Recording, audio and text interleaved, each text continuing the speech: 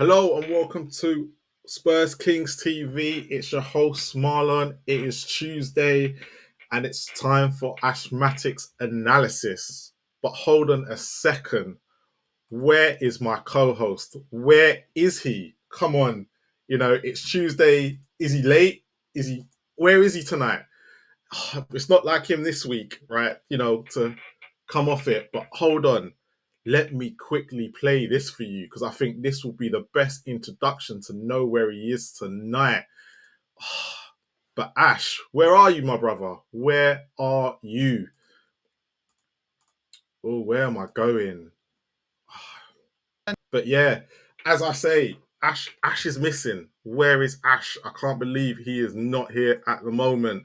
It's time for let me play this video. I think Barnaby said it best on Saturday. But can I get my video to work? Now I'm having technical issues. Here we go. Let me play it now. Presenting this alongside Ashmatic from Spurs Kings TV. What's it? Is that right? Spurs Kings TV? Yeah, I nearly got that wrong there. But because he's not here, he can't correct me. He's not turned up as yet. And I don't know. He says he's going to be here at 2:05. But is that the first bit of pressure being put on Spurs?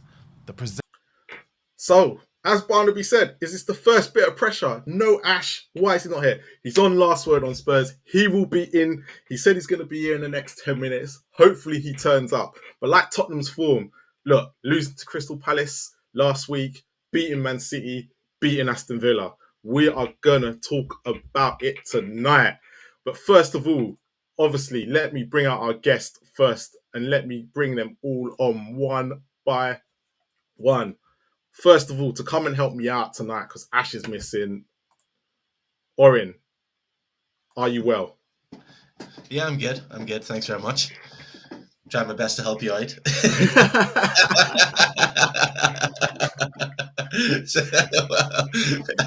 Keep things composed and logical.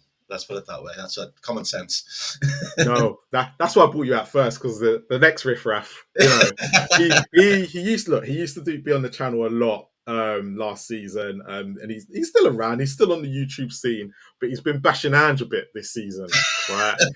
And I thought I've got to bring him on. If I'm bringing you on, I've got to bring him on. But Haz, are you well? It's who we are, mate. Are you well? Yeah, I'm good. All good. So my next guest, right? I've got two guests making a debut tonight before Ash joins us, right? And my next guest, right, has a podcast. He works very, very closely with Ben Bowman. He's around on the scene. He's got a podcast called Daring and Doing. But first of all, let me give a nice warm welcome to Will. Will, thank you for joining us. Hello, that was lovely. Thank you. Thanks for having me. I don't know about you boys. How you doing? But I'm still buzzing after that performance. The dopamine is still running through my veins. I don't know about you. How you boys doing? Yeah, good. All good. Yeah. Don't worry. Haz will take that out of you by the end of the show. Oren will be on your side. Haz will take it out of you, but no, we'll keep it nice and civil. However, the last guest, the last panelist, right? So he went kind of viral last week, right? And Ash reached out to me and went, "You got to get him on." And I was like, "He ain't gonna come on." So I reached out to him. I commented on his videos, and I got him on, right? So I thought, do you know what? Let me introduce him first, right? But it was the man that brought us this.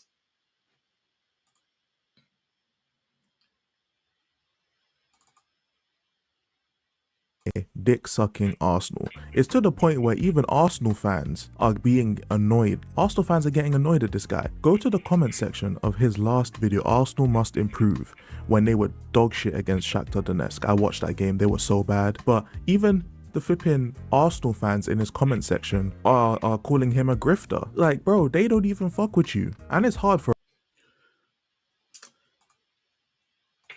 So yes, welcome to the YouTube scene. Welcome to the Spurs YouTube scene. Elijah, are you well? Yeah. I ain't gonna lie, I'm good. Hey, hi to everyone on the panel. This is weird for me, man. I'm not a streamer at all. I ain't never streamed really before, so this is crazy. I'm not gonna lie. So let's get into the last weeks or so, right? So, Haz, I'm going to start with you because obviously me and you have worked together for a long time. Yeah. So obviously, I know you would have been completely peed off about the Palace result, but obviously he's followed it up by City and the Villa result. And how you look when you were going into that Man City game and then into the Villa game, was you expecting the two results that we got? City game, unsurprisingly, yes, because of the team City put out. Because I didn't think they put out a decent team, to be honest. And Pep didn't really care, and you can see by substitutions. So for me, we should be beating a City team of the one he put out. I didn't think it was that great. The Sevilla game, yes and no. Yes, because like our home form's been our saving grace this season. So like you'd hope we'd win the game, but partly I was like no, because Villa, they are a top six side. Our record against the top six is not very good. And actually, it was Emery's birthday. I actually only learned this earlier today. So, and especially when we started the game, and we tend to start the same kind of way, but I think the away form is the major issue, obviously. But the Villa game, I didn't expect it to be that convincing, I guess. Like, I kind of expect us to get something, not be as convincing as it was. But the City game, I was kind of peed off at the end because we kind of let them back into the game, especially the second half. The first half, I could understand it once they got the goal because the momentum was with them. But then the second half, where we had the chance to get the foot back on the ball, and we did have our first team out basically, and to take control of the game, finish them off, get that third one, make it 3-1. We didn't do that, and we just carried on the same pattern as we did at the end of the first half. So there's still a lot of room for improvement, but there's obviously positives and negatives. The Palace game was just embarrassing. Oren, let me bring you into it. Like, you've been really positive about the whole everything going on with Ange at the moment. So did you see those results come in? Because obviously Manchester City, let's be honest, since they've played us, they've been smashed tonight. They got beat by Bournemouth, and obviously we they hadn't lost before that moment. Mm-hmm. Then we go into the Villa game where they haven't lost an away game all season, but they come to Tottenham Hotspur Stadium, which we've only lost to Arsenal at home. Was those results surprising for you, or was it kind of actually when we're at home, these are the kind of results you're expecting now? The Man City result wasn't that surprising. Like, as soon as the draw came out, it was Man City, and it was at Tottenham Hotspur Stadium. I said Spurs are through. People had a wee laugh at me, but I'm like, it's Spurs. They always seem to beat Man City. Man City can play the best team, and Spurs can play the worst team, but Spurs somehow get a draw or they beat them.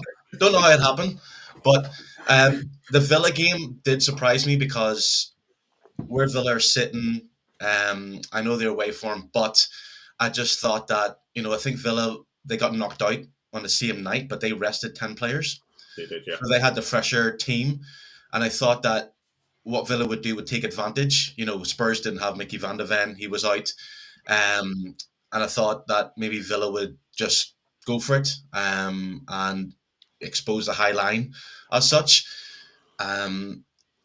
So, and basically when the first goal came in, I did say, like, I thought it would be very difficult for Spurs to break Villa down because Villa was playing defensive football, 2 backs of 4.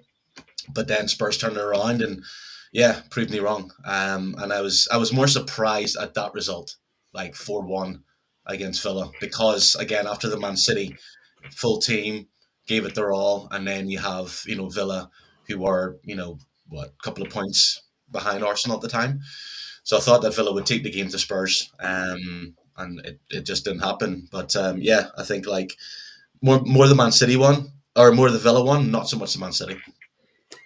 Elijah, I'm going to bring you in. Obviously, you've not been on the YouTube scene. You said on your videos, since the Champions League final, you kind of went off the radar. Yeah. Right. So look, obviously, after the Palace result, I think a lot of Spurs fans were a bit, not feeling a bit not delusion's the wrong word, but feeling a bit left on the field, right? And you could see with some of the predictions that they weren't going as strong. They were like, if Crystal Palace are doing this to us, what are Manchester City going to do to the stadium?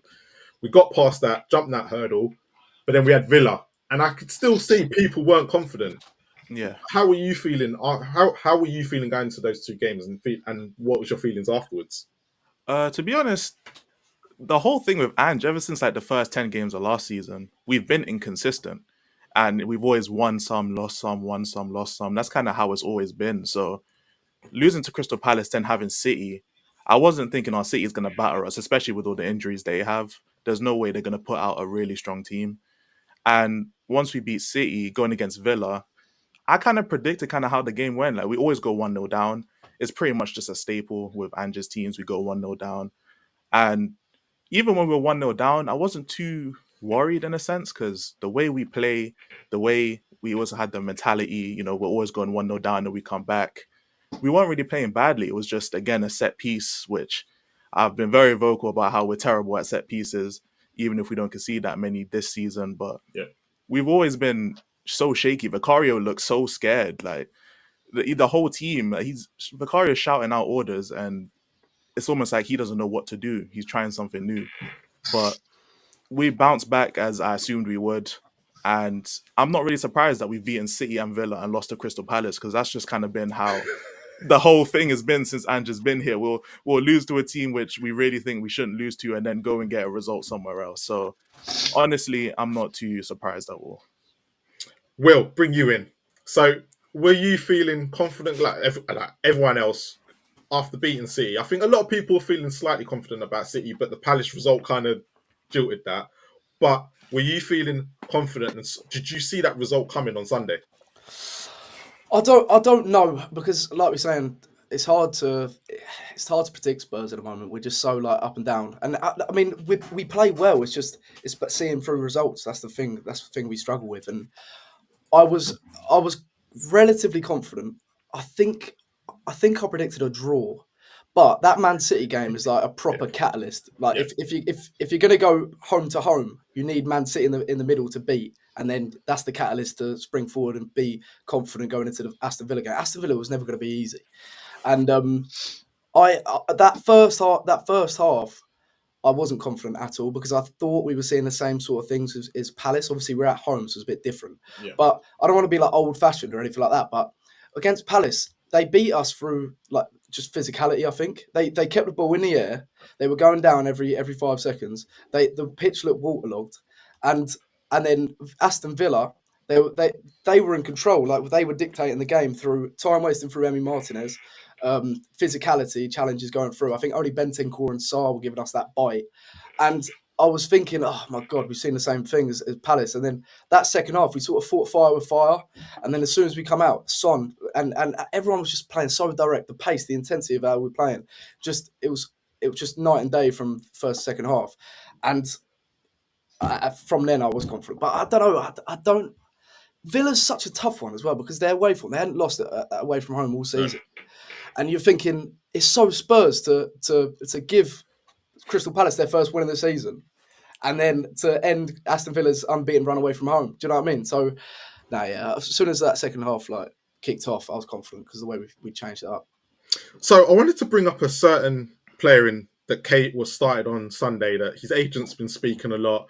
We knew he was going to come in because of Van der Ven's injury, and that was Dragusin. I'll bring you into this. Yeah. What did you make of his performance? Do you think did his agent, his agent's been speaking a lot, like to a lot of Spurs fans, way too much, right?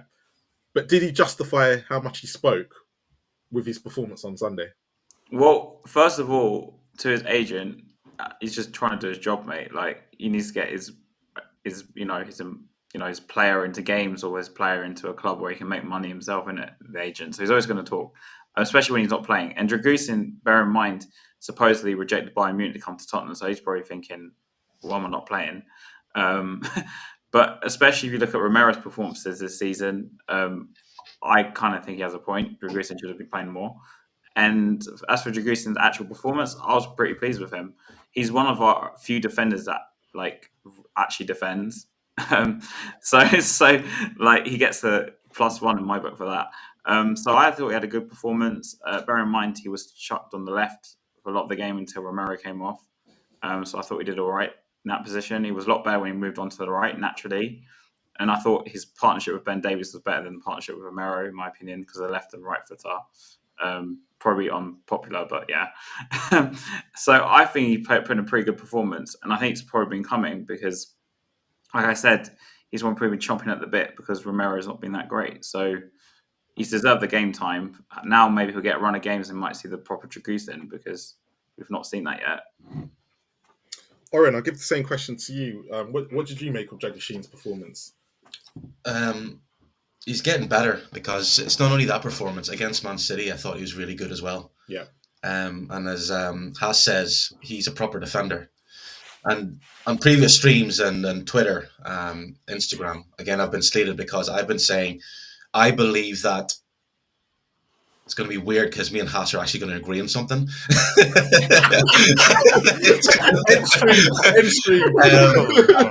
I've been saying that Dragusin should be starting over Romero. Yes, I think I was even maybe me and Marlon going to WhatsApp. Here's the reason why. Here's the reason why. It's not.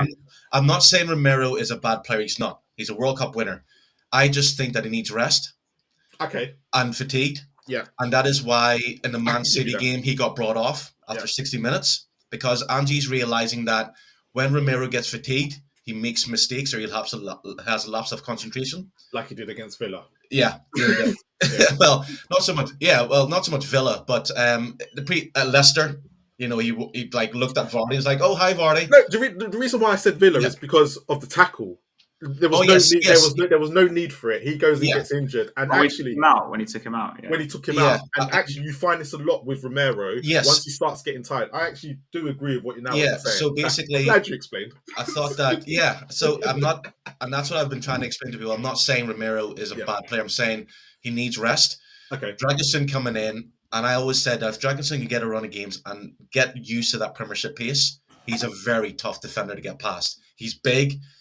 He's, he can rise above it. Like I think he's even better header than Romero. He's more aggressive. He's probably the best. But the one thing I would rather have Dragusin face up against a player than Romero because Romero is going to go all in, hurt himself, get sent off, rash challenge. Dragusin's not going to do that, and I've always said that. If Dragusin can play more with Van de Ven, I do believe that it would be a better combination with Dragusin and Van de Ven. To be fair though, Dragusin got his chance in Europa League, made the mistake and got sent. Oh yes, yeah, absolutely. I don't even think that was even his fault though, Marlon. But here's the thing: he took his eye off the ball. It's his fault. Yes, it is. Yeah, you're absolutely right.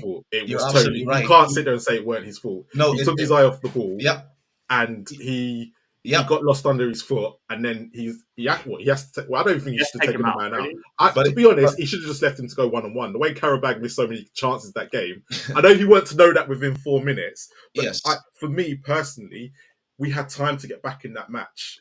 True. It was like 5 minutes in, wasn't it? Yeah, 5 minutes in. I think it was 8th minute. I think.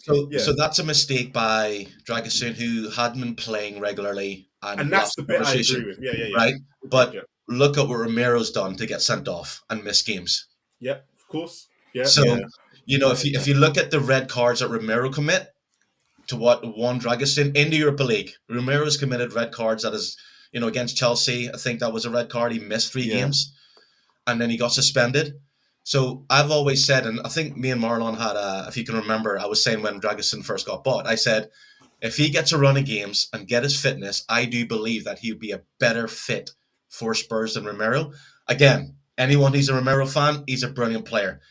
He's a shithousery, but that shithousery is what gets him sent off. The fact that commentator says it's brilliant, Romero's gone 5 games without being booked. I hear it. Yeah. That's why. So with Dragusin, he's kept his head down. Hasn't moaned. His agent is doing the talking. That's fair enough. Yeah. But Dragusin's kept his head down, kept his mindset right, and he's getting his chances. And he will be starting. I think he'll be starting against Galatasaray. Wouldn't surprise me if he starts against Ipswich as well. Mm-hmm. Elijah, I just want to change it slightly. So we spoke about Dragusin, but I think the biggest surprise for everybody was Maddison being on the bench and Sarr coming in. Yeah.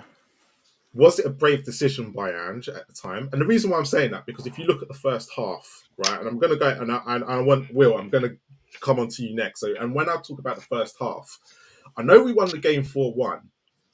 However, Watkins misses a chance, within where it comes across. They go and score from the corner. They had a few chances before that, but Onana obviously had the header. It comes in from the corner. They score from it. But everyone keeps forgetting that Watkins had a chance to make it 2-0. Yeah, Yeah, yeah, right. and he missed the ball, And he missed the ball. Now, Yeah. it completely we could be going into at half time 2-0 down. And I know a lot of people said the first half we wasn't that bad and we kept the ball. But actually, if Villa had punished us, it could have been a totally different game. But obviously, Maddison was out. Was it justified when you look at how that first half performance went? I think it was justified starting him on the bench, but I would have personally brought him on in this at the start of the second half. And it was more of a head scratcher though. The biggest head scratcher for me was when Son came off a 1-1. Not to like pivot too much from your question, but No, but that's you know, yeah. Do you think? yeah, that Okay, was- just to go back to that, do you think? And this is where you got Son obviously came back into the team, right? And it's a great that you pivot because I forget that he came back into the team. Do you think it's more down to right that Son's got to be kept wrapped up in cotton wool and he can't be playing 90 minutes, 100%. no matter 90 minutes every week? And that's the reason why he had to come off so early. So maybe that was in Ange's mind that he was going to swap Son out for Maddison at some point. But obviously the game changed in certain ways Yeah. that he had to then change his subs. But carry on. Which is 100% fine, to be honest. But what I would have done for the Son situation is not started him. I would have probably brought him on at half time because Son, we were already down 1-0, and Son gets the assist for Brendan Johnson. Yeah. And then 5 minutes later, he's on the bench. And, you know, someone who he's one of the only players apart from Kulusevski and, to be fair, Maddison, who can really create something out of nothing. And that's pretty much how the cross happened. It was something out of nothing because we had a lot of nothing in the first half. And that really gave us momentum and it amped us up and we were pressing Villa even more, looking for that second goal. And then he comes off. Now, to be fair, there was a lot of injuries that happened as well in that game. So it really slowed down momentum. But Son coming off so quickly, especially after being part of the goal, was really a head scratcher, which is why I would have, to be fair, brought him on at the start of the second half because then he has 45 minutes. We know he's going to be on for the entire game and he can really put that extra effort in. So Son's definitely on a minutes restriction. That's kind of obvious, but I would have rather had, as much as I don't like Timo Werner, I'd rather started Timo Werner and then taken him off. Because Timo Werner, that guy is so, oh my days, bro. I can't believe you're saying that. I would have, because we knew that Son was going to come on. We knew Son was going to play, but so at that point, obviously, we won the game 4-1 and Richarlison was good for when he was on, but we don't know that at the time. It's 1-1. Son has just given us a moment of magic, and he's off within the next 5 minutes. And I would have much rather that we take off Timo Werner, as bad as he is. I wish he wasn't at the club, I swear, but I would have rather we had started him and had Son on the bench and then brought Son on, because then he could have gone as like full force, really. Because Son was kind of passive in the first half. You know, Matty Cash didn't really have too much to go against in terms of him running through, him trying to dribble through, blitz through what he usually does because he's trying to retain himself. Whereas if we bring him on the second half, we can just he can go full force for the most part without having to worry about coming off. So that's really how I felt about that situation. Will, let me bring you in on that. Do you think that actually what everyone's kind of forgetting is that we did play a hard game on Wednesday, right? And Maddison did play. Do you think that had any inkling into why he wasn't going to be on the bench and why Son came in instead and Sarr was then put in the middle? I don't know. I think it was tactical because you look at Morgan Rogers and Nana. Obviously, Tielemans, you can't give him time on the ball. Morgan Rogers is one of the best ball progressors in the league. When he gets on in transition, he carries the ball forward. He's so hard to stop, and he's caused so many problems this season. That's why everyone's saying he should be playing for England, etc. And Aston Villa, I mean, you saw it in the first half. They were in control of that game. They had complete control. We had possession, but we were slow. And whenever we got to our wingers, my frustration was Son. I flip-flopped so much on Son this game because you're allowed to. It's fine. Yeah, I know. But I was so pissed off at half time. My head was on Mars because every time we would get to him, obviously he's just come back from a couple of weeks off, but he'd face Matty Cash up and sort of hesitate and then just pass it backwards. And I was like, what you? I was like, what you do? Like they set the defense had set, and it was just we were playing into Aston Villa's hands. But I don't know what happened with Son. I think everyone went to the changing rooms and he jumped in the time machine back to 5 years ago because when he come out second half, he was so direct. He was running at him. He was like, for example, the goal straight away, the overlap from a doggy. I think a doggy moved a little bit wider, fullback, which helped Son a little bit more, gave him a little bit more leeway up against Matty Cash, and then Son that ball to Johnson. And it's just exactly what we wanted from Son in that first half. We didn't see. But the question about Sarr, I just think we needed him and Bentancur in the midfield against the likes of Morgan Rogers. Onana was so good in the first half. No, he was he was so good. But actually, Sarr stepped up and sort of matched him, and I actually think bettered him by the second half. And I think it was justified. And then obviously Maddison come on and scored. But at half time, I was expecting Maddison to actually come on for Son, because I thought he'd up against Matty Cash, I think Maddison would have the better of him. But then I didn't see Son coming out as he did and completely changing the game around. But no, I don't think so. And also with Sarr, we started Dragusin, and obviously we talked about Dragusin. The thing he hasn't got is Mickey Van de Ven's pace. Yeah.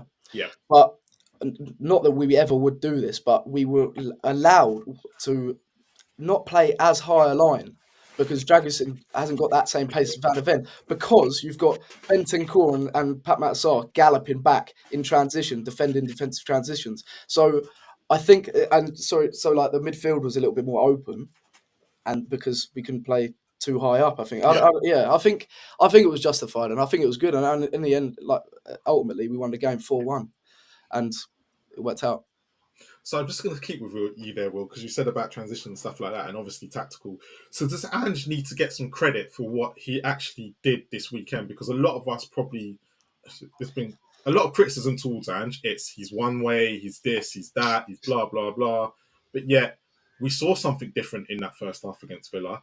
As you said, the high line weren't as high as it was, which was quite, for us Spurs fans, we're going, he ain't got Van de Ven, how's he going to cope? So does he need some credit going into that game and not playing as high and actually putting someone in there to protect the two at the back, so we are not caught just in case when we are pushing forward?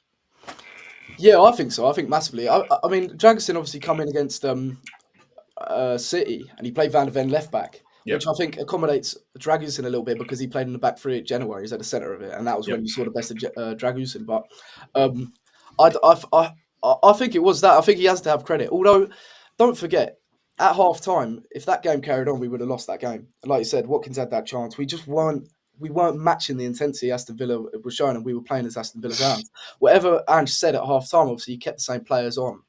I don't know what, it was just a massive catalyst, and we come out so much better in the second half, and we fought fire with fire and got the better with the aggression and physicality and the intensity than Aston Villa.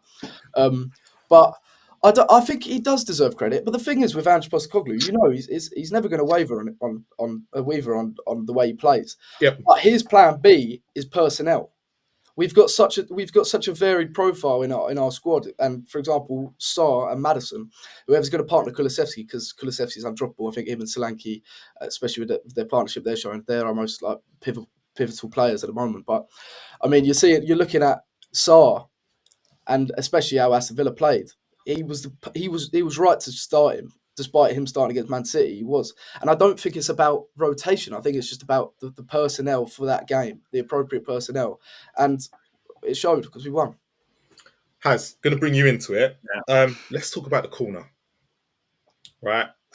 So up until that moment, we had faced we've only conceded one corner this season, right? Game, which was the Arsenal game, and that was the second. Right. So I know Elijah said earlier, we don't look comfortable from corners. We don't. But have we not addressed conceding from them, or do you think over time now we'll concede a lot more? Because who do you blame for that corner? Because a lot of people are laying blame at Vicario, but actually it was a very good save in the end, and it does go past a couple of players. And Bentancur, to be honest, I don't know what he's doing, and Vicario ends up saving it. Problem is when we defend corners is that I just don't think there's enough aggression from the players, number one, to get the ball first. So I always think of corners as like an open, like a basketball when they throw the ball up in the end of the first instance of the Tip-off. game. A jumble. Yeah, yeah. I forgot the name of it. Yeah, so it's kind of like that, really. So the first person who gets it wins the ball. And I just don't think our players are aggressive enough in that sense to be like the first one on the near post with a header to header it out, for example. We don't see that. The ball seems to always go into a very dangerous area every single time. And Vicario is a problem still because, I mean, we saw against City where we just about got lucky that Basuma cleared it off the line when he runs out like a crazy man.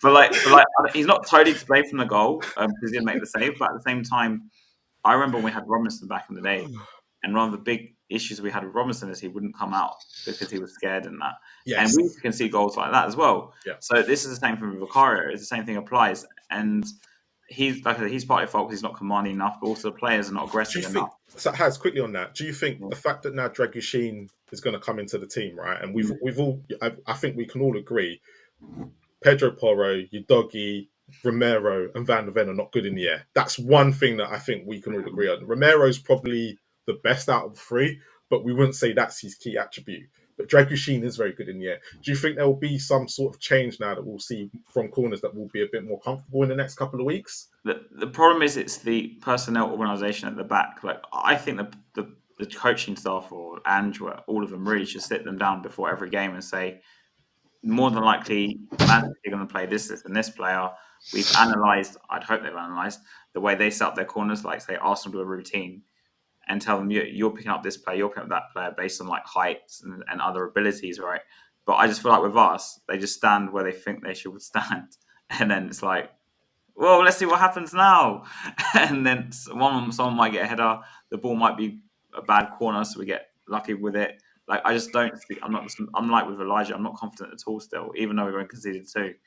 And then Vicario for me, and I'm going to agree with you, Marlon, now because we spoke about this sometime last season.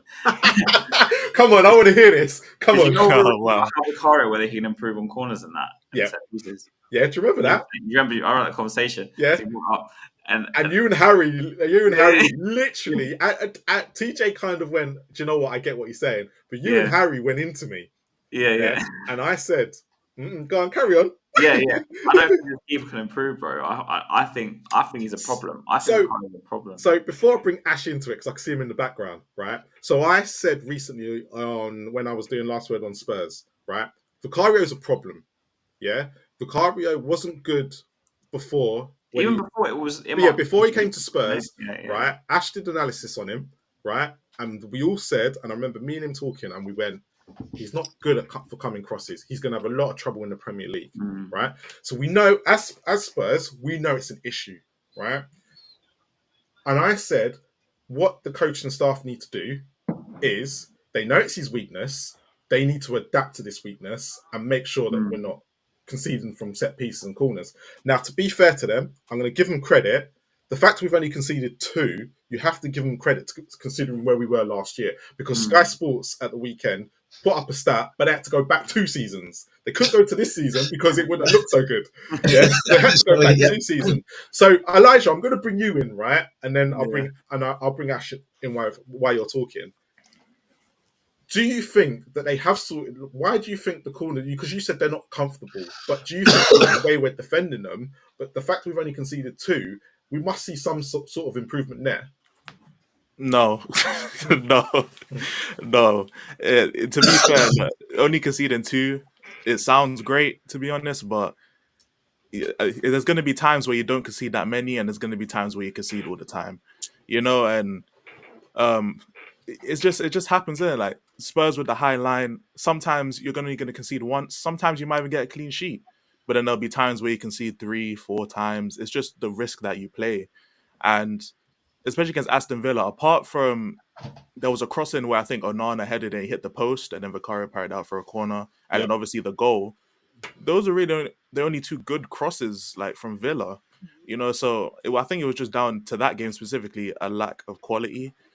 But so are you not thinking then, because you say that, but most teams have come to us this season.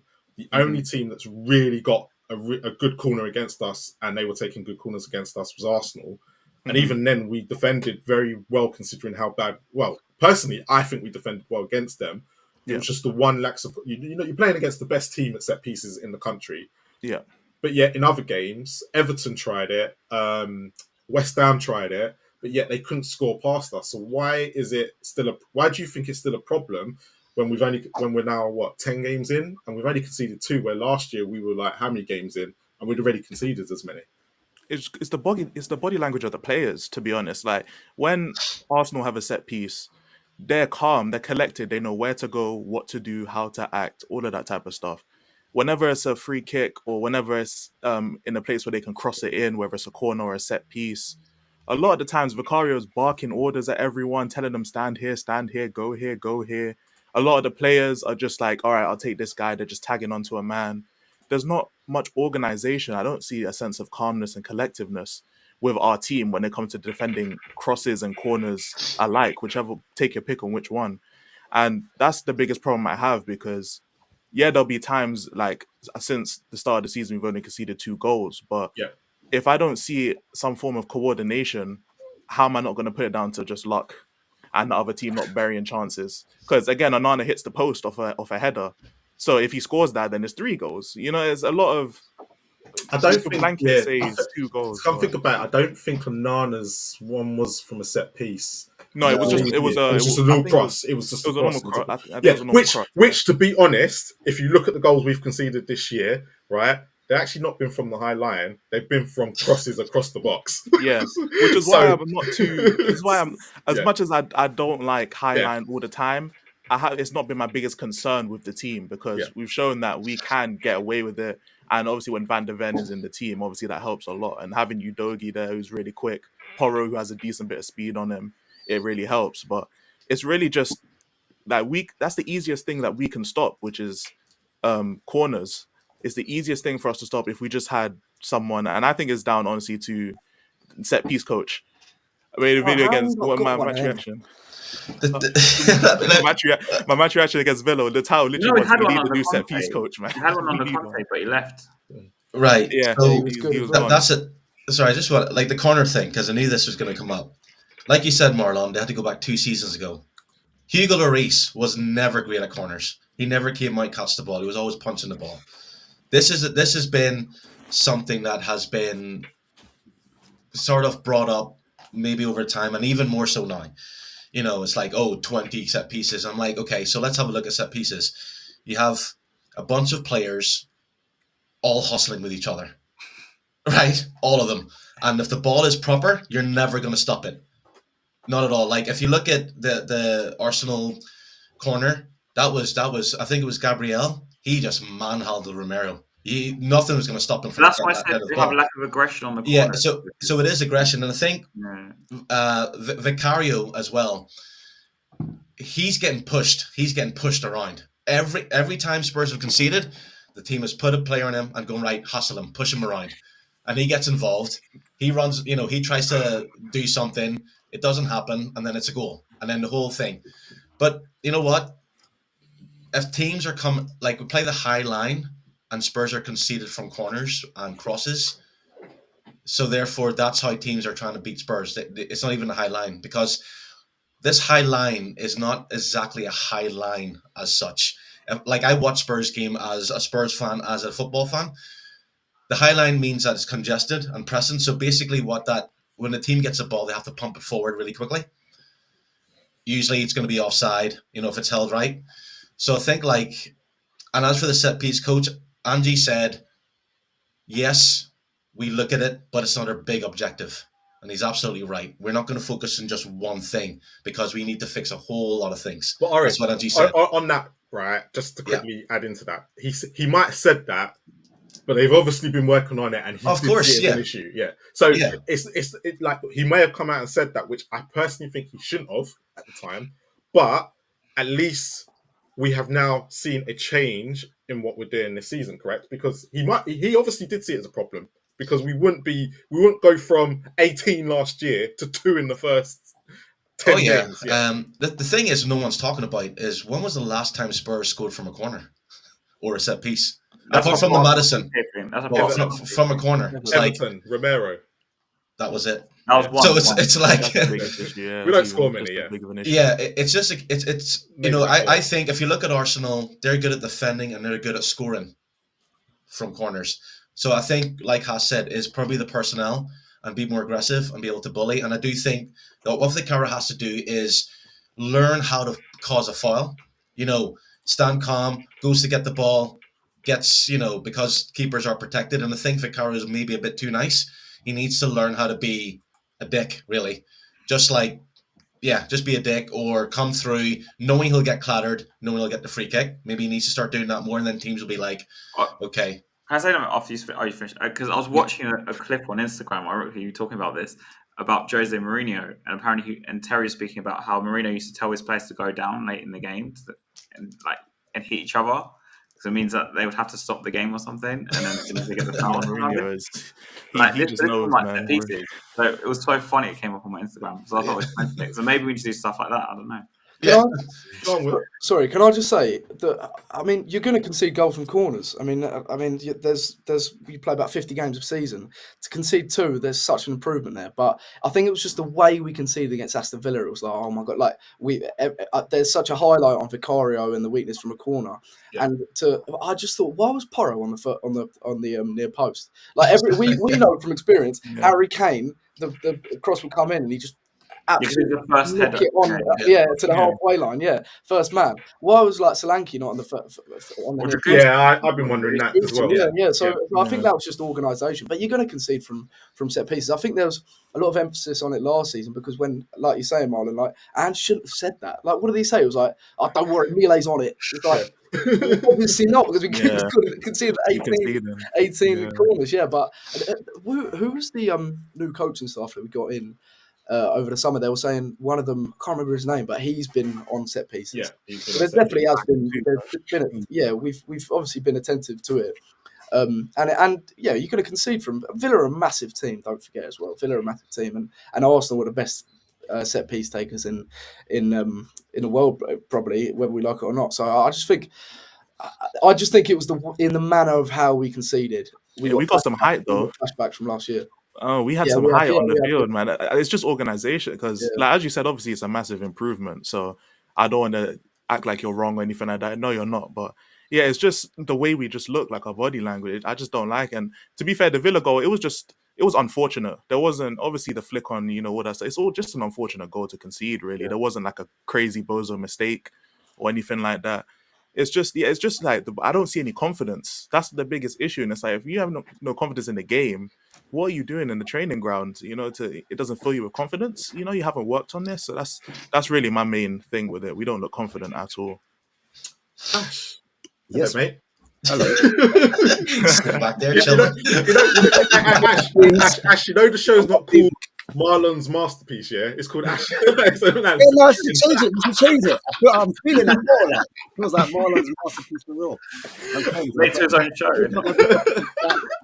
Big up the panel, all of that good stuff. Yeah, man. Just to quickly jump on the whole set piece situation, I'm looking at the profile of the players. I think moving forward, when we're recruiting players, I think Elijah mentioned already about the height, but I'm looking at physicality. I'm looking at players that want to be aggressive in terms of heading the ball because I think the doggy can header the ball. I'm not saying he can't, but I wouldn't kind of associate a doggy with defending headers. Do you know what I'm saying? I wouldn't associate Basuma. I know Basuma wasn't on the pitch, but he's one of our main players and midfielders that hits the ball. I wouldn't associate him. Maybe more so Benton Core, but again, is he someone that's going to be attacking defensively anyway? Headers.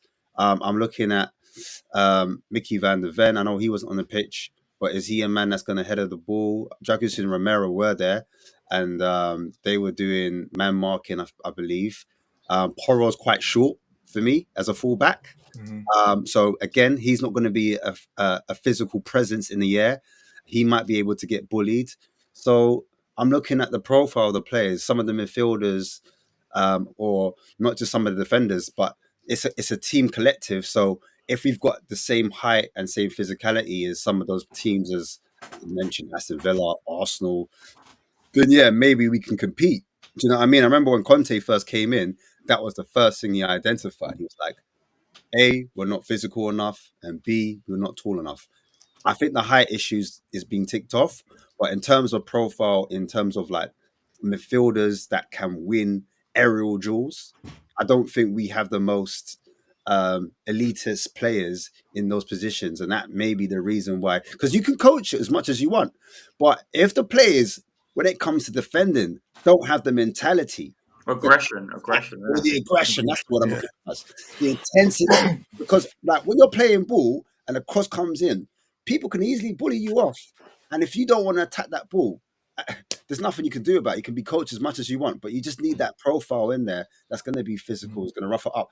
I don't think that's the problem. I don't think we should be talking about set pieces for so long. I would be focusing on progressing out the back, because when we played Palace, for me, Yeah. that was the issue. When teams press us vigorously, how do we play out from the back? Do we have different patterns of play in terms of progressing the ball out from the back? Do we have, like, the reason why I think Maddison died against Palace is because I don't think he's got quite the physicality of a Sarr, He's not a or fighter. Puma, or Maddison's not a Bentancur, fighter. or even a Kulusevski. So as good as he is on the half turn, as good as he is technically, I just felt like when we're trying to progress the ball sometimes and he takes more than one touch, someone can jump onto him as a pressing trigger and they know they can bully him. He might go to the floor, but certain refs ain't going to have it. They're going to like, get off the floor, Madison. Why are you always dropping on the floor so easily? And then before you know it, we've lost the midfield battle. 2-2s, we're under the cosh, we're under pressure. They've got a shot on goal. Boom. Then all of a sudden, the away fans get up.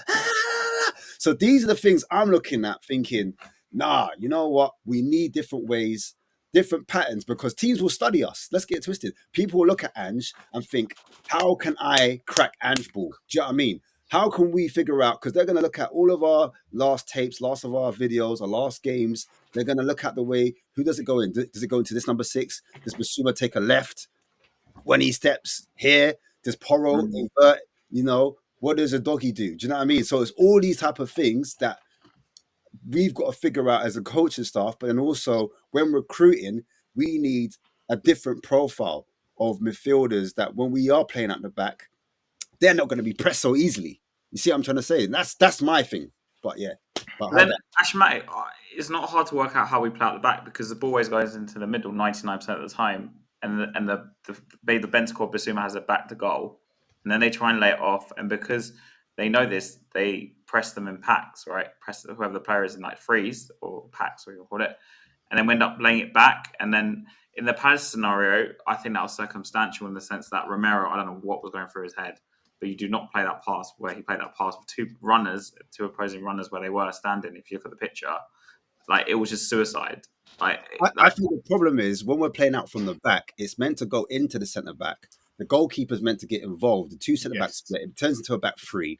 The full back sometimes will stay high and wide, or in Poro's pace, he inverts. Sometimes they'll both invert, but sometimes it'll be Maddison that will drop in, and the doggy will invert in the 8. You understand? And he will create a double pivot with either Basuma or Bentancur, and then sometimes you'll have Porro on the far right. So then the always meant to be, it goes into Romero. Romero can either pass it to Van der Ven, and Van der Ven can chip it into a doggy, or he can play it into Maddison. There's this different, or go back into the first phase is what I'm saying is the issue. Mario can chip it or go long, like not long, but like mix player.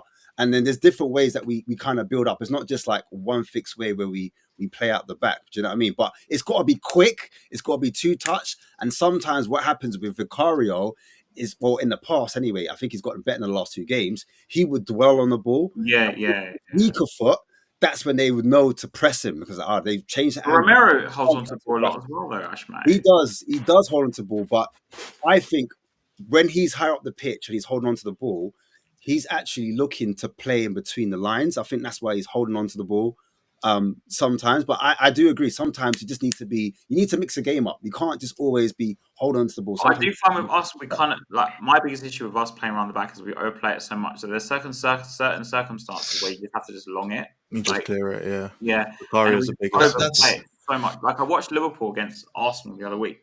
There were loads of instances when Liverpool could have carried on playing the tippy-tappy around the back. But instead, one of the defenders just leathered it because they knew they were in a circumstance where it was really bad. But I'll give you an example where, and I do agree with certain parts of what you're saying. However, that goal against Manchester City doesn't happen. That first goal doesn't happen if they play the way that Ange wants them to play. It doesn't happen because if you're asking them to lever it, there's no way they would have been playing around within the first 5 minutes. And like the thing, I think we're trying to have to figure out. People are still trying to work out what Angeball is. Pundits don't know what it is. Analysts doesn't know what it is. So it's like, oh, it's wild. But she said it perfectly. Pass and move, pass and move. When Spurs are on the dwell, it's passing and movement. Marlon, you're absolutely right about the City game. It was pass. Before even Johnson got the ball, Kulusevski was on his way past him. And that's what Spurs do. Talk about the Crystal Palace game. I remember watching it and it was like I was doing something, so I couldn't watch it with the sound on. But when I was watching this match, I thought if I would just woken up and it was my first football match, I would have thought that Crystal Palace were all going to get shot if they didn't win the game. The way they pressed, the way they hustle. Every time Maddison got the ball, foul him, pull him back. They pressured Romero, pressured Van de Ven. If you can recall it, 70th minute, their players start going down with cramps. They played their life worth of football in that match. And I said to myself, no matter what Spurs did, it was never going to be, I don't think they were going to win. Spurs had their chances. I just think that with Angeball, it flows when it's pass and move. And that's why against Aston Villa, what happened with Song, he didn't try and take on Cash. He just put the ball in. He just put the ball in. Bam. You make a run. And also, if you look at all the goals lists, I think Sarr ran, but it was into Johnson, who passed kind of mistake, but it still played. Kulusevski didn't look up and take his time. Quick ball around. And that's Angeball is pass and move. And when why in the first half do we start so slow then? If it's so simple. Because I think it comes down to the players and the players second guessing themselves, which Ange has said. You don't second guess yourself. Even if you hit a pass and it goes astray or it goes, Ange will applaud it. Don't dwell on the ball, because once you dwell on the ball, like you'll see it, Romero, when he gets fatigued, not just Romero, a whole host of people do it, or players do it. But when you dwell on the ball, you have time for players to... The defending, I'll be very quick at this, the defending I've noticed is different. It's not so much pressing as such, it's we will attack the space, not the player with the ball. So when Crystal Palace would attack or press James Maddison, a player would then, attack the space of where he could pass it, which would take off his passing range. And I do think that when Angeball's in full flow, it has to be pass and move. Because we've seen it where, I can't remember last season, where Kulusevski was down the corner flag and Spurs just passed it 3 players before you know it, they're right. And I think that's the scenario where it comes down to the moment 2 players start dwelling on the ball, it just slows everything down.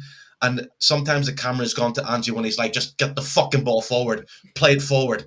And you can see him, he's actually swearing. He's actually hoarse afterwards because every time he does, play the fucking ball forward. And I'm like, that's what he wants. Don't dwell, don't second guess yourself, just play it forward. Just get it forward, pass and move. And I think that would beat any defense. I mean, we'd go back to Barcelona tiki-taka. I think that's what it was, pass and move, triangles. It's there. I think this, Oren, sorry to No, sorry. I think every team gives you a different problem, a different scenario. So you can't play the same way against each and every team. Yeah, now, exactly. Before Palace played us, they played Forest, and they played low block, mid block, deep. They sat off. They allowed Forest to have the ball. And when they played us, they played the opposite. They played high press, aggressive, trying to win the ball up in our attack, in our defensive third. Now, if you look at Aston Villa were different. They went to build up from the back, which kind of suited us, because teams that like to build out from the back, that's when we defend high up and we can win the ball, and then we stop them from playing their game. So I think Glasner had a game plan, and he kind of shot Ange, and Ange was like, Ange needed to kind of figure out, all right, cool, they're doing this to us. What can I do differently to change and do some in-game tactics to change things around. And I think he needs to get that right in those away games and away moments where teams that you think are going to sit back start all of a sudden they're onto you. What do you have to counteract that? What do you do So, to So it's just a quick Hold on. question, Dash, and to the panel. I agree with you, but do you think that's also should that be also on the players to then change? Because against Villa, would that whether he was told or not, but I would think as a player, I would go right. This formation, we have to try and change things up. We'll just boot the ball up because Angie's on the sidelines. He's not on the pitch. So do you think more emphasis should be put on the players to go No, right? the problem with that argument, Oren, is that we signed a lot of young players. Our team is Yes. very young. Yeah. And there's no, like, we talk about leaders all the time on all these other streams I'm on, and we're like, who's the leader in the team? Blah, blah, blah, blah. We never come up with a defined conclusion about who the captain should be or who the leader should be. So by default, if I was a young player like Sarr, for example, or even Kulisevsky's like 23, I'd be looking to my manager, what am I doing? What do you want us to do? Do you want us to drop? Do you want us to press? Do you want us to, especially in a scenario like Palace where they've just literally like had us by the ball pretty much. But there's lots of away games like Brighton where we looked shocked after 15 minutes when they scored 3. but has And it's like Brighton, if we had more senior players, for example, like Martin had Davids, Brighton have more young players. Yeah, but their manager was. But their manager, the difference is their manager was directing them. Adam Wharton's 20 years, but look how young their manager is. Adam Wharton. So you're saying that young 31-year-old, he's a better leader than Ange, basically. Yeah, you've got a 20-year-old. No, but okay, forget that, scrap that. Let's go to Glasgow. Glasgow was screaming at them the whole game. Did you not see that? All right, let's go to Palace. That's the point I'm trying to make. There's no direction off the touchline of Ange. It's like okay. standing like this. Has quick. Hold on, because we're talking about away games here, right? But let's go into Sunday, right, where we're 1-0 down. Yeah. Does Ange not make a change? Is he not doing something there and then? And if going by your scenario, does this mean that Ange is better than Emery, who's gone and won serious amount of trophies? No. I'm not saying that's not what I said. I'm saying, but that's what you just said about the other two. You literally just said that.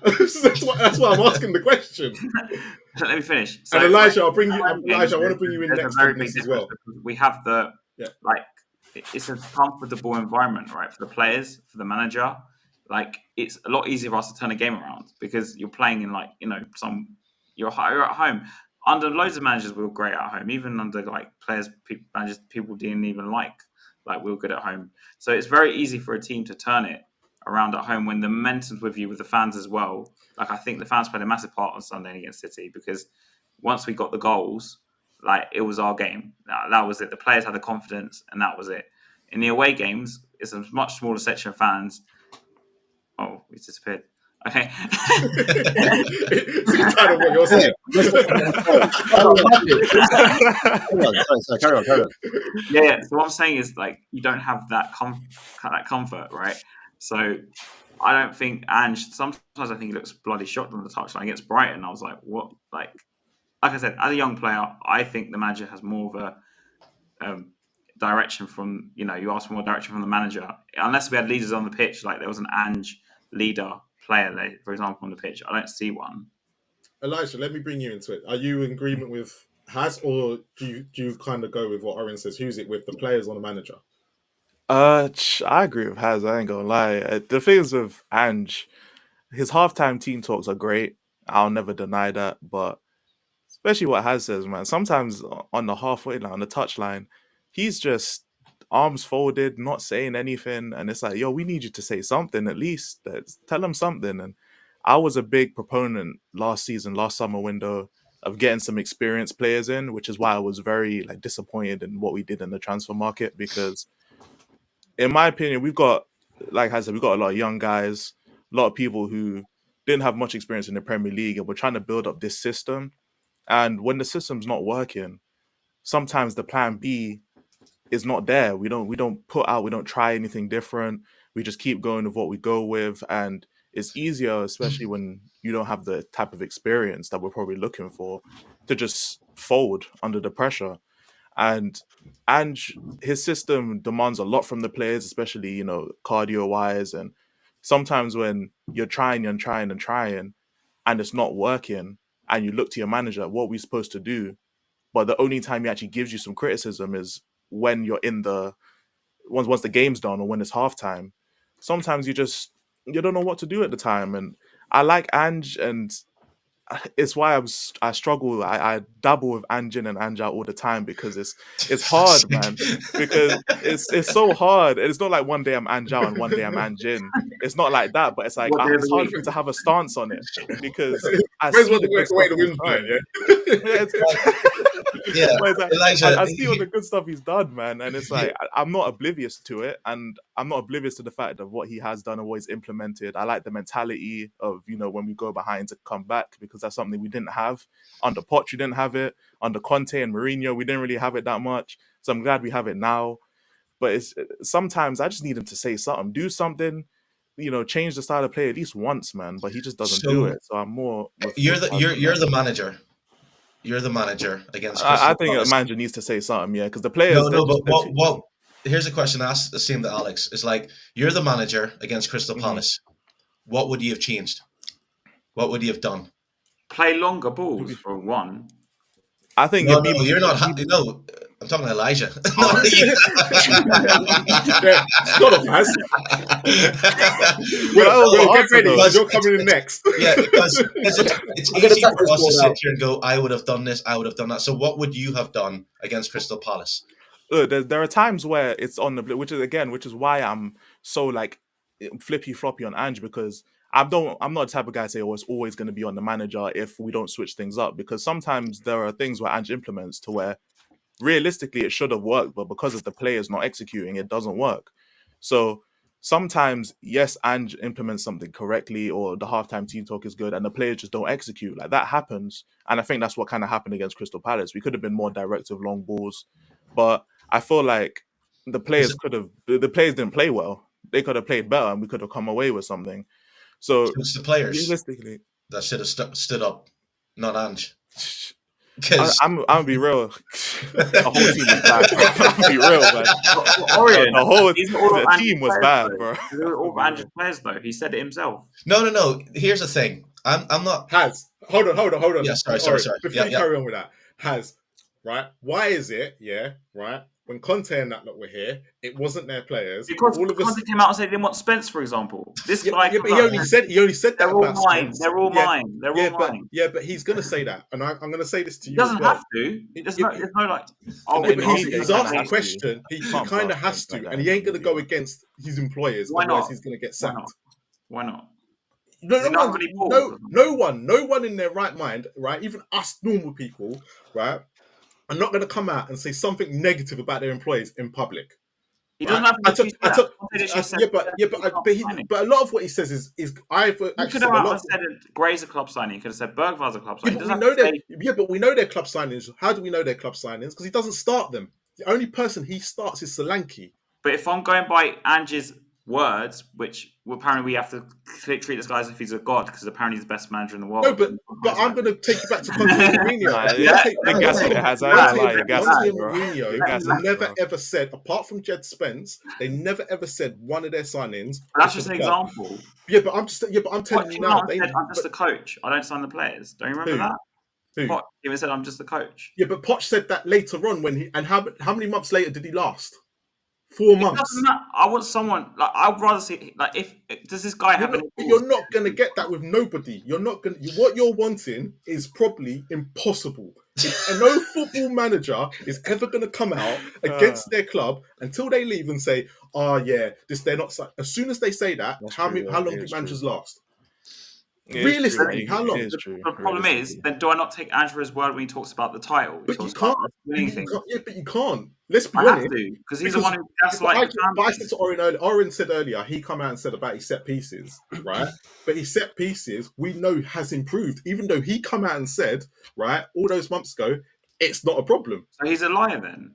But all managers are. Yeah. Oh yeah, You've got to it's instill PR, man. confidence It's, into I ain't gonna lie, it's PR most of the time. That's how it goes, man. It's PR. Like, he has to say certain things. He has to galvanize the team. He has to do that, man. Nonsense than Ange. Go on, Will. Well, I judge Ange based on his actions. I don't judge him on interviews. It's why I don't watch interviews a crazy amount of the time, because it's gonna be we know what the answer is gonna be. It's that people send me stuff and they're like, he said this. No, I'm not saying you do. I'm just saying that we know what. Bites. Yeah, It's we know the sound bites. questions You know it is. and we know the Because answers. We know what it's going to be. because to be honest, even I went against, you know, the whole substitution against Brighton, yeah, right. I still wasn't happy after I heard the whole full It was he transcript, talked so much nonsense, man. right? But if He's you saying actually, nothing if made you difference. looked at the transcript and actually saw what he said, it made sense. But in the end, I went, but you made the subs and we didn't concede after that. So, but if you actually read the whole transcript, the way everyone else took it, it was like he said that subs wasn't an issue and this, that, and the other. But it wasn't. When you read the transcript, he said it was talking He about said he Brighton, didn't want and to in be that falsely moment, rewarded, so he didn't yeah. want a point. Basically, he didn't want. No, a he yeah, but no, he didn't. He said he did say those words, but not. If you read the whole transcript, it wasn't in the way it came out. And this is the problem that you're going to have if you only read half of what he's saying. If You you- have to go in and read. Go on, Will, because Will's. Yeah, I don't understand why it has to be either Ange or the players. Why can't it be both? Like we're at the beginning of the evolution of this Literally. Ange project. Ange is going to slip up. He's going to make mistakes. This team now, I know we're caught up in the emotion of a week by week, game by game basis, but this team right now is going to be unrecognisable to the team in 5 years if Ange's still there. But like I know there's sort of conversations about. And he's not animated enough on the touchline, etc. Like you want him to do something, you want him to show a little bit of something. I don't see him. I'm so inspired. If I was a player, I'd look at him. I'm so. Yeah, inspired. but do you reckon Man City went to Bournemouth, got absolutely dick slapped? Yeah. Do you think that Pep Guardiola was sat there with his arms crossed? He would have been animated on the sidelines. He was actually. No way. Pep does that. Yeah, but you know what I mean. Pep Guardiola. Pep tends to sit like when Spurs were losing, when Man City was losing the cup. You looked at Pep and he was sitting. I think he was just walking up, pacing up and down. He didn't care had a about laugh. Yeah, he was having a cup of tea. They were All laughing. managers- Arlo, Kanji, Pep were all laughing on the sideline when we played them in the last minute. And laughing, bro. They don't care. They were too busy worried about the next game. Because we let them win the title, basically. Let's be honest. Returning the favour, but I don't know. I think there's such a young squad. We talk about leadership. Ange was calling for leadership after Crystal Palace. This is where players are going to sort of evolve and they're going to learn how to step up and how to manage games. Same with Postecoglou. Let's not pretend Postecoglou's not immune to criticism. I don't think he is, but he's learning as well. He's had 18 months in the Premier League. Yeah. This is a whole different ball game. I think he's doing all right. Like, think about Klopp. Yeah, Klopp was when Liverpool came to Wembley. You had Liverpool versus Tottenham, and it was almost like who's going to take that leap. I think we're in the same sort of development stage.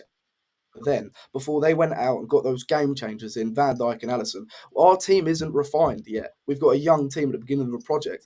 So, and people were calling for Klopp, saying, "Fucking hell, you can't play like this. You can't be this direct because you're gonna get capitalised." We are fragile, yeah, of course, yeah, but we're at the beginning of this project. We're gonna have slip ups. We're gonna have games like Crystal Palace, and we're gonna have games like who else did we lose to? Brighton. Yeah. So we're gonna have games like that. Of course, it's a young. I honestly think, Will, I honestly look at Ange Postecoglou, yeah, and when I looked at him, I don't want to sound rude, yeah, but he looks like Chopper Reed. You never see that film called Chopper Reed? It's the Australian brother. Yeah, I've seen it. Yeah, that was in prison. Yeah, he used to just chop man up. You called him Chopper. Yeah, I'm Chopper, mate. I'm Chopper. He looks like when he's at half time. He's going on a mad one. You know, like obviously he has your Greek, you know, innit? Yeah. Because you don't say he's a yes man, but you see if he was like... He's not a yes man. If he was like a different nationality, like, I don't know. Yeah. I don't know. I don't want to say nationality that's weak, yeah. You're going to get cancelled, man. But because he's got that Greek in him, yeah, and I know a few Greek man. You Greek man, you don't... You know what I'm saying? You man, we're wild, bro. We're wild. Yeah, that's what I'm saying. So like Andrew was last week. Out of all the nationalities, to call your... And you know what's mad? It's your own people. I'm like, wait a minute. But that's why I'm sad. And I'm there. I'm like, why is it not going wild? Because everyone else not going wild. Elijah, because it's Marlon, yeah? If it was a black man in charge, yeah. Oh yeah. Just crafted him like this, bro. It's mad. No, yeah. Bro. No one. Yeah. One of the bus quick. Yeah. No facts. I thought that's one of your guys. Like I thought, like you'd be going over to literally the way you're talking high pitch right now. Yeah. The way you're talking high pitch. That's how it will be. Brother, that's how it will be. I know. Look, when he talks down like no. Because when he puts his eyes up, he looks different, bro. I'm like, nah. Listen. At half time, I know Ange gives it to them. I know, and I don't know. This is me personally. I could be wrong. He could be a yes man. And he No, could be I the don't think it biggest is. salesman on this planet. Do you know what I'm saying? 'Cause It's He's got sold this two-way whole friends. fan base a dream. yeah, but Angie's coming Don't in. tell people lies, man. No. Angie is Angie. I've said this before. Like my thought about Angie is that he's logical. He looks at reality. He even turns around and says, when I talk about Richarlison last year, he said, "It's not everything's about football. There's life after football." No. It's not about comments like that, or No, but that's what. So no, I'm saying Angie is a real person who speaks logic in a world of fiction and reality. So if fans have a certain expectation based on their fantasy, and Angie doesn't play to it, No. he's a dick. Right. I'm not saying. Oh my god, you're not No, misunderstanding. I'm not saying about you. I'm not saying about you I'm personally. saying Ange says stuff like last season after West Ham. Oh, I think we're going to be in the title next season. In comments like this. Oh, Yeah, it's about and the then players. Like, problem with would him, you like Oren, him to be like Conte and say, he'll say dare to dream, blah blah blah. yeah, Next week he'll be like, why should the project be done? We're only 15 months in. But hold on, last week you said we should be dreaming of the title. So what is it? no. He said when he was asked that question after 10 games, he said, "We are keeping our feet on the ground. If the fans want to dream, let them dream. But we as a team." And every time players spoke, the media was like, "Can you win the title?" It's like, look, it's 10 games into the season. We're keeping our heads Come on, down. mate. You're spot on, man. You're spot on. It's basically This comment really peed me off as well. no. It's yeah. That's the thing. Basically, again, it's the same as if you take Angie and you take him personal, you're not going to like him. But if you look at him as a manager, Let me ask a quick question. Yeah. Do you lot think Ange is a good manager? yes, I personally do. Do you think Ange is a good manager? I think maybe. I don't know, actually. Ask Hans. I I think- want to know Hans' answer. Look at his face. I'll give you one. Criticizing his tactics. Hey, you know the ones where it's like, I know my answer ain't going to go well with them. No, I'll give one example of why I personally Richarlison, how he's handling Richarlison. Richarlison's been injured. His performance hasn't been good. Oren, I'm asking Has. Oh, sorry. Alright. That's how you ask everyone. I'm asking Has. I want Has. Okay, sorry. Go ahead. Oh, shit. I think as like to a player, he probably is good with them because what's the word? He does treat them like a person more than like a player. Like that Poch used to be like. Yep. So I'll get but Redknapp used to be like that as well, and Yo used to be like that as well. So for me, this isn't some sort of like, oh, we get another 10 points because I've seen other managers do it as well. Like I don't when I see Ange guys and Angeball, I don't see it as anything special. Like I feel like I'm watching Martin Yole's era again, except in 2024. That's fair enough. Do you know what? That's fair enough. I'm nothing against that. It's just that we're The 18 thing is- years later and we're doing the same thing again. Look, for me personally, sorry, Marlon, you could go after me. I'm going to agree with Has, and I'm going to say, look, for me, if style of play ain't your thing, and you're looking at Angeball and you're like, I don't see the hype, or you don't like it, it's not really your, I'm not saying it's awful. I'm not saying you're not. I'm just saying, like, if you don't see what the hype's all about and it's not for you, I can I respect that. You see what I'm trying to say? Because at times I'm like, yeah, it's good, but it's not quite like that. Yeah. Do you know what I'm trying to say? Like, I know what, like, in my imagination, when it comes to feelings, like, if I want to be feelings, then I can say, like, I could romanticize about it as a football fan, like, how I would want it to be, or how I think it's meant to be, or how it's meant to, like, how Oren was like saying, pass and move, or they used to push and pull back in the day, like 1-2. They now call it the third man pass. Do you know what I'm saying? Attacking spaces, being fluid. We've heard that buzzword a lot. Do you know what I'm trying to say? These are type of things where I romanticize, and I'm like, if we had a quality of player that could in that system, I would really get behind it more. Do you know what I'm saying? So that's just where I stand. Sorry, Marlon, you carry on.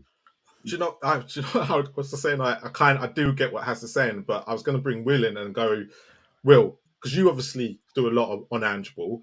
How are you seeing this whole episode right now? Because obviously you can see the difference of opinions here.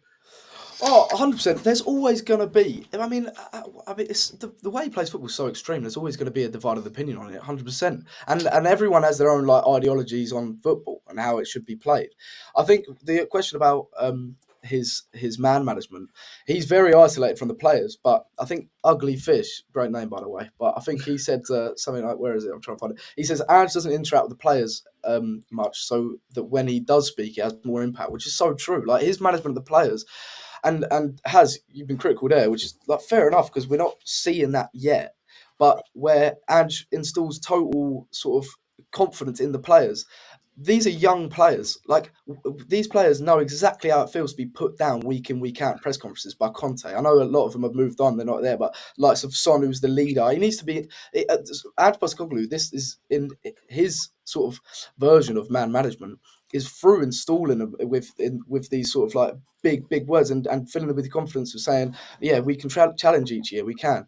But I feel like I know it gets the fans excited or it pisses fans off, but we don't really have to like pay attention too much to that. That's for his players because he is isolated from his players. I know we're going to obviously, but I just think like I see both points. That's the thing. Of course I do, but I think with me, like when I was younger, yeah, I grew up mainly on Martin Yole. Like I started watching Tottenham regularly, like from 04, say around then, let's say. So I see this football as like that sort of standard. I'm not saying it's bad, by the way. I'm just saying that. And for me, as a club, it feels like we haven't really moved on from there, which is really bad. I feel like we've done like a 180. And also, I think as I've grown up as well, my view on like what effective football is a lot more adaptable. Say football, I'm not playing one style every game. Like sort of like when I look at Ange away from home, I don't think we should be playing the same style we play at home because you'll go to away games, right? And you're going to have instances where you're going to have to drop off. You're going to have to dig in to get something. And for example, against Newcastle 1-1, if it was me, I would have dropped that line because you're better off taking something than nothing. But then he comes out with comments like we shouldn't be falsely rewarded and all this stuff. And I'm like, I'm not saying don't go into the game thinking you're going to win. I'm just saying that over the game progresses, look at the 60 minute, 70 minute, where you might need to adjust your, to get something, if that makes sense, Yeah, no, I get what you mean. I mean, Martin Yole, I'm pretty sure I was still in my dad's ball bag when Martin Yole was I watched Martin Yole. Yeah. I was there. But like, well, I was alive, but I was very young. I don't remember that period. But I know what you mean. Like, we are fragile, but I just think we get with fans, we're gonna be caught in the emotions and from game to game, and we focus on every little detail, or every minor detail, and that's fine. But there's gonna be people doubting him after the Brighton game and after the Palace game. Even I was like, can you? Is he the man to get us to where we like the Arsenals, the Cities, the Liverpools? Is he the man? But then that's fair enough because we're like 18 months into his like tenure as a manager at our club. Like I think we're not.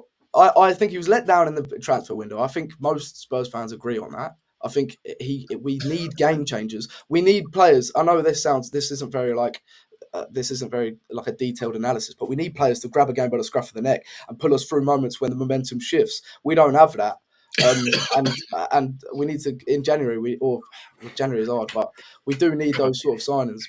Will, you could have timed that more better when you just said that. Ash, go ahead. The reason why he spoke about quality of play, and I thought, you know what? I think this is a player. I think you know what it is with Sarr.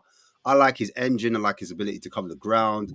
And people have had issues with Basuma and Bentancur in the midfield, or there's just been a general like disagreement on what the midfield three should be. Do you know what I mean? No. Ash, I wanted this midfield three played the last two games personally. That's just me, but fair enough. But I mean, against different oppositions, different midfields, you might need. We're playing Galatasaray. Do we need more options? Three big guys. Me personally, I've looked at this guy, and I'm saying, look, boom. His name is Dario Esuego. He's a DM because everyone's been screaming for a 6. And Sava actually said it in the comments. Look at Chelsea; they've got a young side, and I was trying to make that point with Brighton. Talking about leaders, they've got young players. I'm looking at Palace. Palace had Adam Wharton in midfield. He's only 20 years old. Do you know what I mean? So I'm looking at the reason why we're probably looking for younger players. Maybe is because we play so aggressively high up the pitch. We're intense. We do a lot of running. We've got the highest pressures in the league, the highest turnovers. when we do PPA, leads to the highest turnovers and shots, leading to a shot in the league as well. So I'm thinking, if we need more legs, wouldn't it be great if we had two profiles that would suit like Saar? Like, we've got Saar as one type of 6/8 hybrid, and we've got another 6/8 hybrid. And I think this guy, he's used to play for, well, he still actually plays for Sporting Lisbon, but he's on loan to Las Palmas in La Liga and is valued on transfer market at 3.5 million, which shouldn't be an issue for Levy and Co. There's this transfer market there. Definitely not an issue. But yeah, this is a player I'm thinking, could we look at this player? He played in defensive midfield and central midfield as well. He's played in a 4-3-3, so he knows the formation. That's his heat map. His heat map's there. Covers a lot of grass as well. That's his actual stats. So his stats, the things that jump out, was going to be successful take-ons. I know it's different to Saar. Saar's strength is in progressive carries. So maybe the two could complement each other in that way. Pass completion is decent.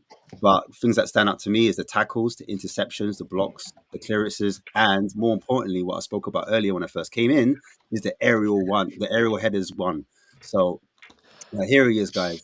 So just looking at him, distance. What a goal. What a goal. Yeah. Great goal. But here I'm looking at is successful take-ons. Let me bring it back a little bit. Yeah, that goal was crazy. I said it's really Yeah, I want to watch that again. Yeah, Yeah, the first one, man. The first one. even that near That post was one good was to quite good as well. But yeah, looking at this guy, he's got the most successful take-ons. I put Belieber in this matrix. I put Casado in there. I put Basuma. I put Cardoso, Johnny, because obviously we're linked with him. The fans are going hype for him. Oh, we got a new signing. So I was like, let me just put him in the system. Let me see if I crunch numbers how he stacks up to him. And then obviously this guy, in terms of like successful take-ons, in terms of dribbling, he's on levels with Belieber, and I thought Belieber for me is a top player. Yeah. Ash, can I please ask you something? Do you think if we bring in another sort of like 6 or sort of a defensive sort of midfielder, Yeah. do you think in order to make room for them, we need to then move on maybe a Bentancur or a Bissouma? Have to be axed. I agree. I think that's what it happens. I think we now have to look to the future, and I think when a new manager comes in, a new regime, you've got a new sporting director, you have to kind of swipe the plate clean. Swipe the clean. You know what I mean? You have to start.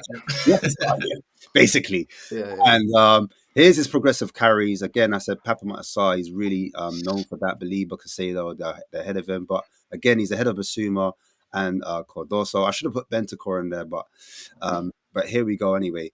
In terms of like first touch, I always look at first touch. His first touch is up there as well, second on that list.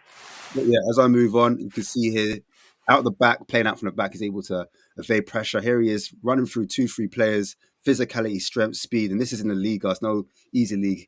Here he is at Sporting, first touch, chest, gets under control, shields the ball, protects it, beats one man, comes in, still dribbles from the channels, able to get the pass, out of his feet, on the outside, in the channels. There he is in the midfield, just a bully, able to run at players. And I've tried to profile him like a player because the physicality that he has and he possesses and the running power, it reminds me of Saar, but he's a bit more beastie about him. He's a bit more about him. Running power is very strong, and his dribbling technique as well is a lot more cleaner than Saar's, in my opinion. It's a lot more close controlled. He's very direct, isn't he? Yeah, he's not to Saar, but just to say. Look at him. It's almost like he's what Ndombele would be if Ndombele fucking had work ethic. Anything to be fair. Literally, you can see, look, left foot, right foot, control, passes, find his teammate, get his head up, start running, little pirouette through the middle. Ash, you should listen to the club, man. I don't know why you don't do the scouting. Me, because obviously they don't know about me, man. So, here's the thing. Here's a question for the panel. Because Ash wants to spend too much money. Yeah. I would just say Here's a market. Oh, I want an orange question. Yeah, here's a question for the panel. I don't know about 15 or 20 million to that, but I'm saying I think we could get him for he's under 21s. He's actually 19 going on 20. But here's some of his passing completion, long passes.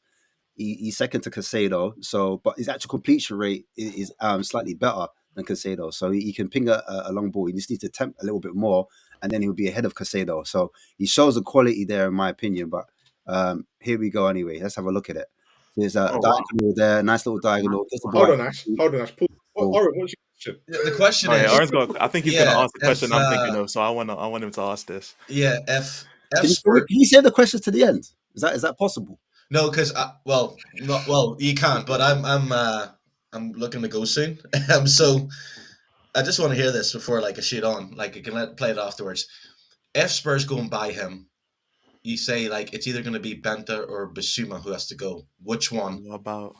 Which one would you say It's- bye to, Oh, no. or which one would you be happy to say Hold goodbye to? We can Let leave Ash that- answer That's not first. what I thought Yeah, you'd we ask. can leave that. We can leave that to the end. I think it's like flip a coin personally. 'Cause Yeah, it is. with Bentancur, I think he's got the edge on Basuma positionally at times. I think Basuma sometimes is Everyone in the chat as well, please answer that question. That's I think Basuma sometimes he switches off at times. So sometimes his anticipation, his doesn't smell the danger at times with Basuma.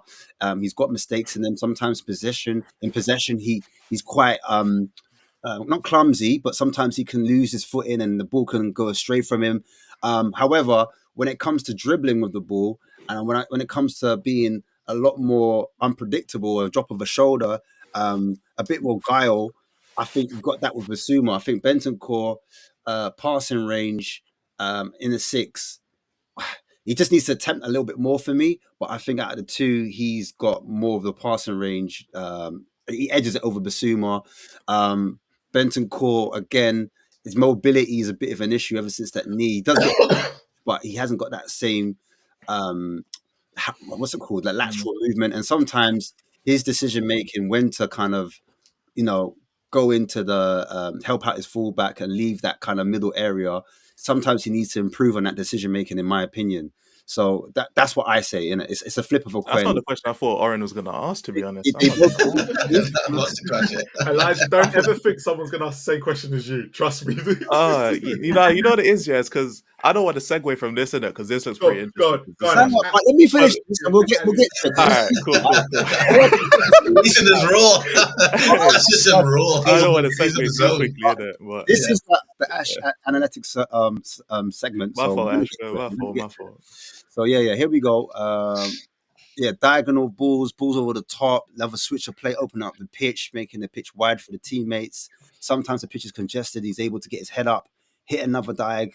Here he is. Nice weighted pass into the channel for the attacking player.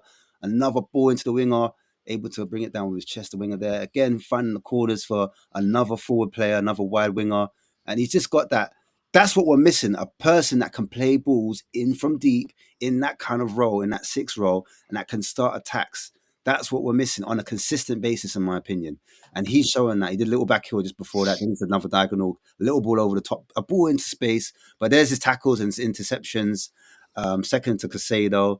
Tackles his percentage, joint level with Casado there. So you're looking at a player that's on par with Casado defensively. And a lot of people call Casado the best player in the Prem. I know this guy's doing it in La Liga. This is La Liga stats, by the way. And I know La Liga's not as physical to Prem. But I'm going to show you, and you look with your eyes, because one people look at the stats and they say, the stats, nah. So I'm going to say, everyone look up, and then you judge for me what you think of his tackling and his defensive prowess. But for me personally, when I'm looking at his defense, this is recoveries as well, and his aerial duels joint with Casado. But anyway, we move. Here he is winning the ball. He's got the long, langy legs. He's able to grow to ground there on that occasion. Again, a grow to ground, gets the floor, does a slide tackle, is not afraid to get dirty, which I don't mind. Shows a bit of aggression, breaks up play, double teams, pause with a player on that angle there. There he's sniffing the danger. He's got the recovery pace to win that ball back and help his teammates out. He's got his long, langy legs, able to stay on his feet this time, win that ball, uses his shoulder to bully the person, gets his foot in there, comes ground, and bodies him on the floor. Again, wins that ball back for his teammate. And here he is, just intercepting the defensive third. There he is, again, recovery, winning that ball back, starting the attack, sliding in there, getting the ball. Look, here he is, long leg, big toe there. I like a big toe in defense. Again, gets his leg out, sticks his leg out, able to get and start that attack, runs forward, Here he is breaking out that play. That guy is aggressive, boy. But here he's intercepting that ball, and then starts to play. Is able to play with composure in the box. Great challenge. Here he is rolling away after an interception. Reads the play. Good tackle. Reminds me of Polina, the way he covers the ground and slide tackles. And remember, when you come from that background, that Portuguese background, you're going to need to be not just defensive. Well, a good tackle. I like this clean one. He's 19 as well. He's going to keep developing, keep filling out, and growing probably as well. His physicality is going to increase. 100%. Ash, mate, you've charmed me. He sold it like Let's get him in. He's not for everyone. But I mean, for me personally, I like the look of him. Do you know what I mean? Thoughts? Do we need that type of player? That's what I'm saying. Because for me, I look at Sarr and I'm like, if we had 2 Sarrs, and I would hate to miss out on a player with this amount of potential so early on. Look at what Brighton do. We're looking at young players. Brighton get young players in. They fill them into the squads. If we need a box-to-box player, if Sarr gets injured, who do we have to replace? You know what I'm saying? Do we have a different profile to Bentancur, Basuma, someone? Because that's what I think they're missing. I think and I understand why Ange now wanted Conor Gallagher. As much as it pains me, because I don't like him, yeah? Yeah, I don't like him. You don't like a player. You understand. Some runners Like sometimes. Gallagher Yeah. was wanted by Ange. I can see it now, totally. Like, please forgive me, innit? I just like techie players. My bad, innit? But this brother here, for me personally, blends the physicality and the engine. Do you know what I'm saying? And then on the ball, for me, the way he was carrying that ball and the switches to play, the balls over the top playing for deep, I don't know. Like, I think it's what impressed me the most probably is actually his tackling. I don't know why, but I was like, it was really clean as well. Yeah, he uses his body well, his long legs. I like players like Sarr that can use their legs to stretch and use their body shape and that. the body shape. That even his body shape, the way he was trying to turn and like use his physicality, get his hip around the player, use his leg to stretch out, and then slide tackle at times and intercept. I think his interceptions were A1 as well. Actually, you're too good at these presentations, but I ain't gonna lie, you convinced me, bro. I was just sitting back like, oh my day, I ain't never heard of this guy, but we need to go get him, bro. That was me. Well, for me personally, there's other players. I'm not gonna bring another player. Well, actually, I don't know how much time we got, but next week, because it's international break. No, international break is Cardoso. I got to look at centre back. We've got so many players to look at during the international break. All Man. right, Come on. all right. I won't bring him up yet. His name's Larson, isn't it? His name's Larson. He plays for Frankfurt. We'll review him next week, innit? Honestly, Ash, your scouting's really good. I'm not joking. You lot, stop it. It's all right. You know what? To be fair, like it's just me. I like when I'm playing football. I like certain characters. Yeah, you like me. I look at a lot of players. Yeah. And there's another player that we're linked with that I'm looking at the moment, and I'll do him next week as well. There's a bag of players I'm looking at, and I pick the ones that I like, innit? And I'm thinking, no, I'll be real. There's lots of midfielders we're linked with, and I'm like, I don't know. Like even Cardoso, he's outright, but he moved me. Yeah. What moved? And that's why I thought, let me bring this guy. And I think, let me throw it to the panel and see what they think. And that's what it is, bro. Yeah, you sold me as well. That's what I was saying. One thing I did want to think, is this the question I thought Lauren would ask? Well, I want permission from you guys because it will segue a little bit. Now, go on. So I want permission from you guys if it's cool if I kind of segue a little bit. Go ahead. Now, obviously, this is something we already spoke about backstage, but there's a certain player from Leeds that we signed, which is I've been pretty critical. Oh no, please! And Archie, if we sign this guy, Ash, this guy that you just told us about, where would that? If we sign a 6, I thought you said it was going to segue. This is a great question. We talked about Basuma and Bentancur potentially being replaced. Listen, what does this mean for Archie Gray? Well, does that mean he's a right back? I'll be real, yeah. The way this brother plays, because look. Would you say Sarr is competition for Archie Gray? I wouldn't. No. But I would say this player could potentially I think a little bit, in the squad and give competition to a Sarr. Equally, he could play alongside a Sarr. So I would argue and say if you are Archie Gray's long term, and me personally, I look at Archie Gray, I still need to see it, if I'm being honest. I still need to see it in a Spurs shirt, in the Premier League, and I'm sure he'll get time to develop and grow and be all the hype that Spurs fans. I actually agree with you, Jin. Anyway, What I'm saying, I would have Gray, if you're going to have it, right? You can have Gray and this new brother. Why not play them both in the double pivot? I hear it personally. It's just because I made a video, right? Well, I've been like everyone bangs on like Gray's a 6. Yeah, he played most of last season at right back anyway. I'm not saying he's not a 6, but I'm just saying based on evidence we've seen. But then, if he's so good, generational player, why has he not been played as a 6 at least one game for Spurs? that was my point, honestly. Like when I made a video about it, is that Archie Gray, like we've sold Emerson. That's fine. Yeah, we sold Emerson. Jed is always either injured, and if he's not injured, he's not playing because Ange doesn't play him. So Archie Gray right now is our backup right back if Porro gets injured. And obviously Porro is he doesn't get injured that really, but and just sorry, Ash, just add on to that. Last week against Manchester City, I think it showed how poor Gray was at right back. Exactly. Because you can't, he can do it at Leeds in the Championship. He hasn't really done it great. He hasn't really done a great job when he has played right back for us anyway. He's played there, but I think against Manchester City last week, he was shown up. Hence the reason why Nunes was a man of the match last week. If you looked at all the ratings everywhere, Nunes got the best rating, and that's because Gray was cooking him. He was cooking him, and he sent Archie Gray back to Portugal for a tan, bro. I swear. And this is where I'm going to say, sometimes you just have to look at the other defenders. They got Gray out of a lot of trouble last week against. Man City. Literally, Archie Gray. He was. And that's not. Cooked. This is nothing against Gray. It's nothing against Gray, but when you spent 40 million on a youngster, he's going to have to be an expert in one position. You can't sit there and play him. Spent on them because of Brentford. Yes, was the reason why his price was. I think we only signed him because Brentford were going to get him. That's also great for his own development. If he is a 6, I don't know. I've only seen him play at right back ever. When Leeds was at right back. When you're blooding in a youngster and you want to make them a 6, sometimes you want them to play all the positions. So you want them to play right back, you want to play left back, you want them to play centre back. How do you become an expert? How do you become an expert at your craft, Ash? If you're not going to play in the position that you're, he's played right back, centre back, and left back more than he's played. Like, you know what I'm saying? Like, he hasn't played DM once. So, but that's a good point. He's played right back, left back, and centre back. So really, how is he meant to master his craft at right back, and how is he meant to master his craft at left back? Well, he's played one time at centre back and one time and twice at left back because he played there. I guess that's right back so far. I think this season. He played right back about 4 or 5 times, or maybe I think 5 times because I did a video on it where I went through each game we played and where Archie Gray's played.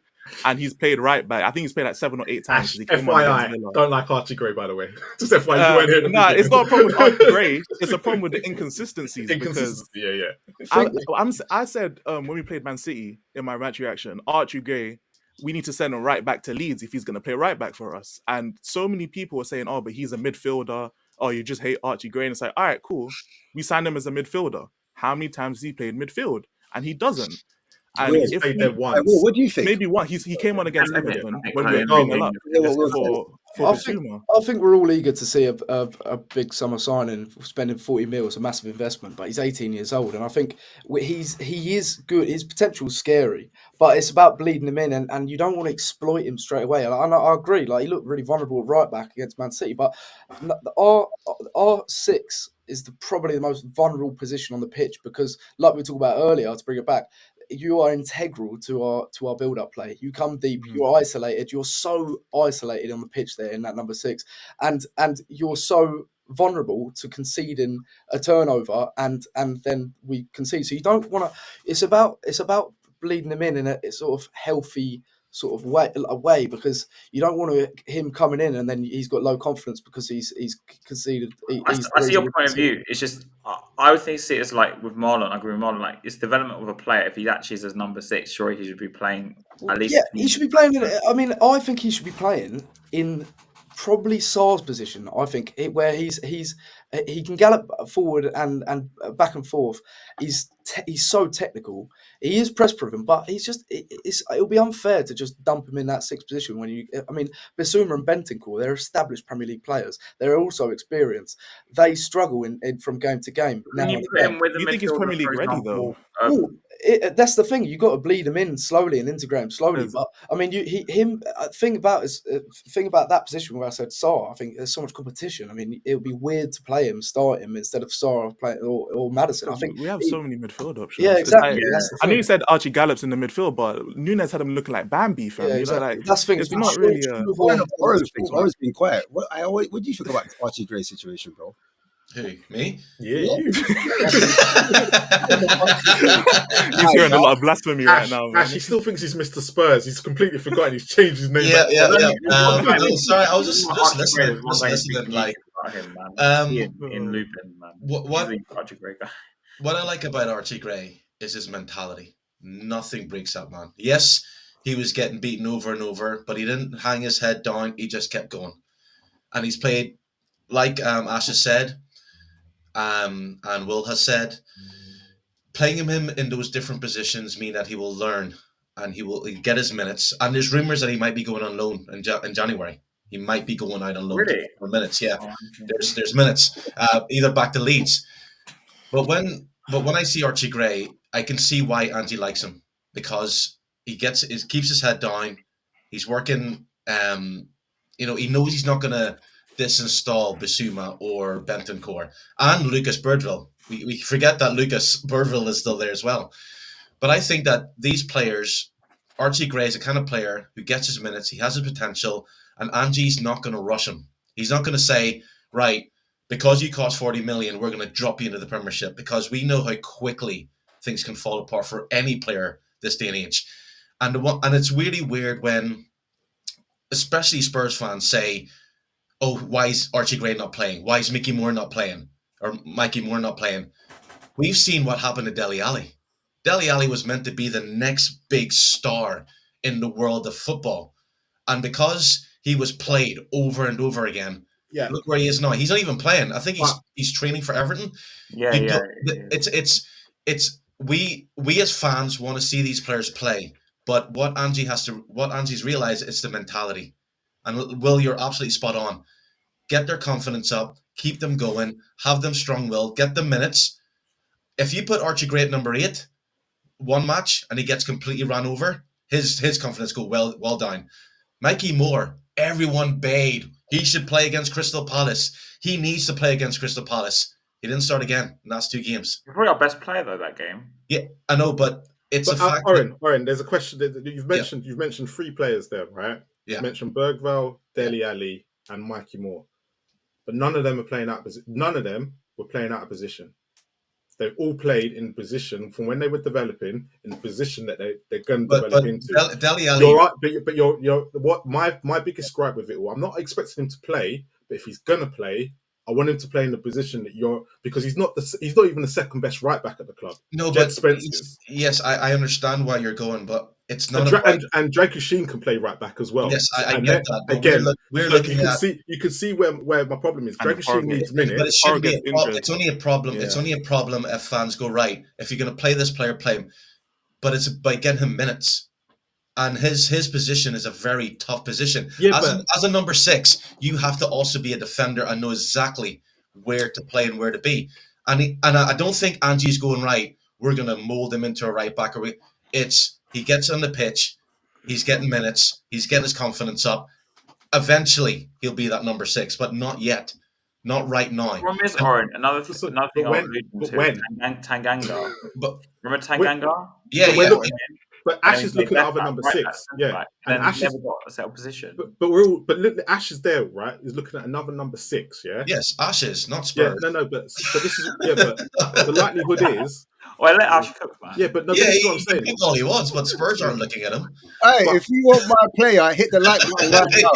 Hey, like up the video, like up the stream right now, man. Here's the You need thing. to share this video. Here's the Yo, thing like about up the Video. stream. That's what I got to say about Yeah, that. here's the thing about Ash. The player Ash showed us is a very good player. He's playing in the Spanish. And Spurs can go, we'll bring him in. But I guarantee you, he's not going to be starting every game, because you're talking about the Premiership. The Premiership is tough and difficult. You know what I mean? And it's like, you look at there's players who everyone expected to shine in the Premiership who haven't made it, because they can't. It's the physicality, it's the demand, and so therefore you have to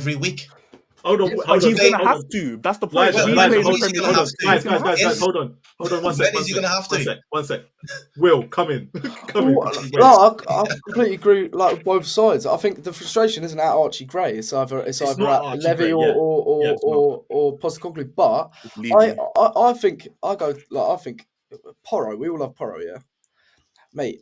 How shit was he in the first like 2 months playing right back, and now he's like one of the best right backs in the league. But I know Archie Gray, he's not right back, he's not. But his minutes have been staggered. So what Porro had, what Archie Gray didn't, is that Porro would play like week in week out, and he adjusted and he adapted to the Premier League, etc. I don't see Gray as a right back, no, but I just feel for Gray because he's playing out of position, but his minutes are staggered, so that he's coming in, he's playing right back, and he'll get his pants pulled down by Matis Nunez, etc. And then he's back on the bench, and then he comes in and plays a bit part playing left back. I feel for him, but what Oren was saying, like, I mean, they might be bad experiences. It might be frustrating for us because we've made a big investment in him, but he's gonna have experience on the pitch, from every area on the pitch, because he's playing in every area of the pitch. But it's frustrating, yeah, because he is a midfielder and we want to see him in midfield. We spent 40 mil on him, but I do think his future is in midfield. Again, it's just Yeah, what I we've seen agree. already It is in midfield. My problem is playing him at at right fullback. back and left back, and when he's getting cooked, it's going to destroy his confidence. It's Yeah. not. Even if it doesn't like, destroy his confidence, it's like we can see that He's when it struggling. came against Premier League opposition, a makeshift centre mid playing left mid, Mateus Nunes, who's only playing there because all the other wingers are injured except for Savio, who got injured. We saw him get this is cooked. not Like the Premiership, though. there's simple. It's not really for me as a mental thing because I forgot who said it on the panel, but I think it was you, Aaron. But his mental toughness is something that's a good trait about him. Yeah. But it's just the fact that, like, Porro, I understand he was dead when he first came here, but He he's a played right back. He played Yeah, right he back. is a right back, and he just had to get accustomed. Archie Gray, there's so many things we're already seeing that doesn't benefit him when it comes to playing right back. I think He's not as it- laterally it- quick as we thought he'd be. He's not quick in terms of pace. it's He's not strong. These are all things that would be hidden in a midfield if he's playing next to a Bentancur or a Basuma or I a think Sarr and a Kulusevski. Those are things that can be hidden. And he's what's- good on the ball. I think what's Gray hurt- is what's good on on the the ball. ball. What's really hurt Archie Gray is his price tag and how the media's hyped him up. But But thankfully, No, I don't have no. expectations. Yeah, of course you do. At right Of back, I don't course have you do. expectations. No, Not at right back. Not at right back. no, I'm not. I'm talking about the player who's cost 40 million from Leeds, who's not playing in We his didn't mention rightful his price position, tag at who all. should We be. were talking about where's playing on the pitch. No, yes, but because of his. No, what I'm saying is, I'm not saying you personally. I'm saying every time I hear negative things about Archie Gray, it's that's what 40 million cost. Waste No, of that's money. not my. No, I'm not saying thing you. of I just said Oh, you it's mean just general, not. okay, This is okay. the general. Sorry, Okay. if you don't know, I don't speak personally to people. I Yeah, speak no, in that's general. my bad. Yeah, that's that's my bad. okay. I My- speak my in fault. general. Right, So, people say that because we could have spent that 40 million plus Odegaard on like a first team but winner. Like Eze. who's we? This Tottenham is Hotspur. this is yes, Tottenham Hotspur. You are not Tottenham Hotspur.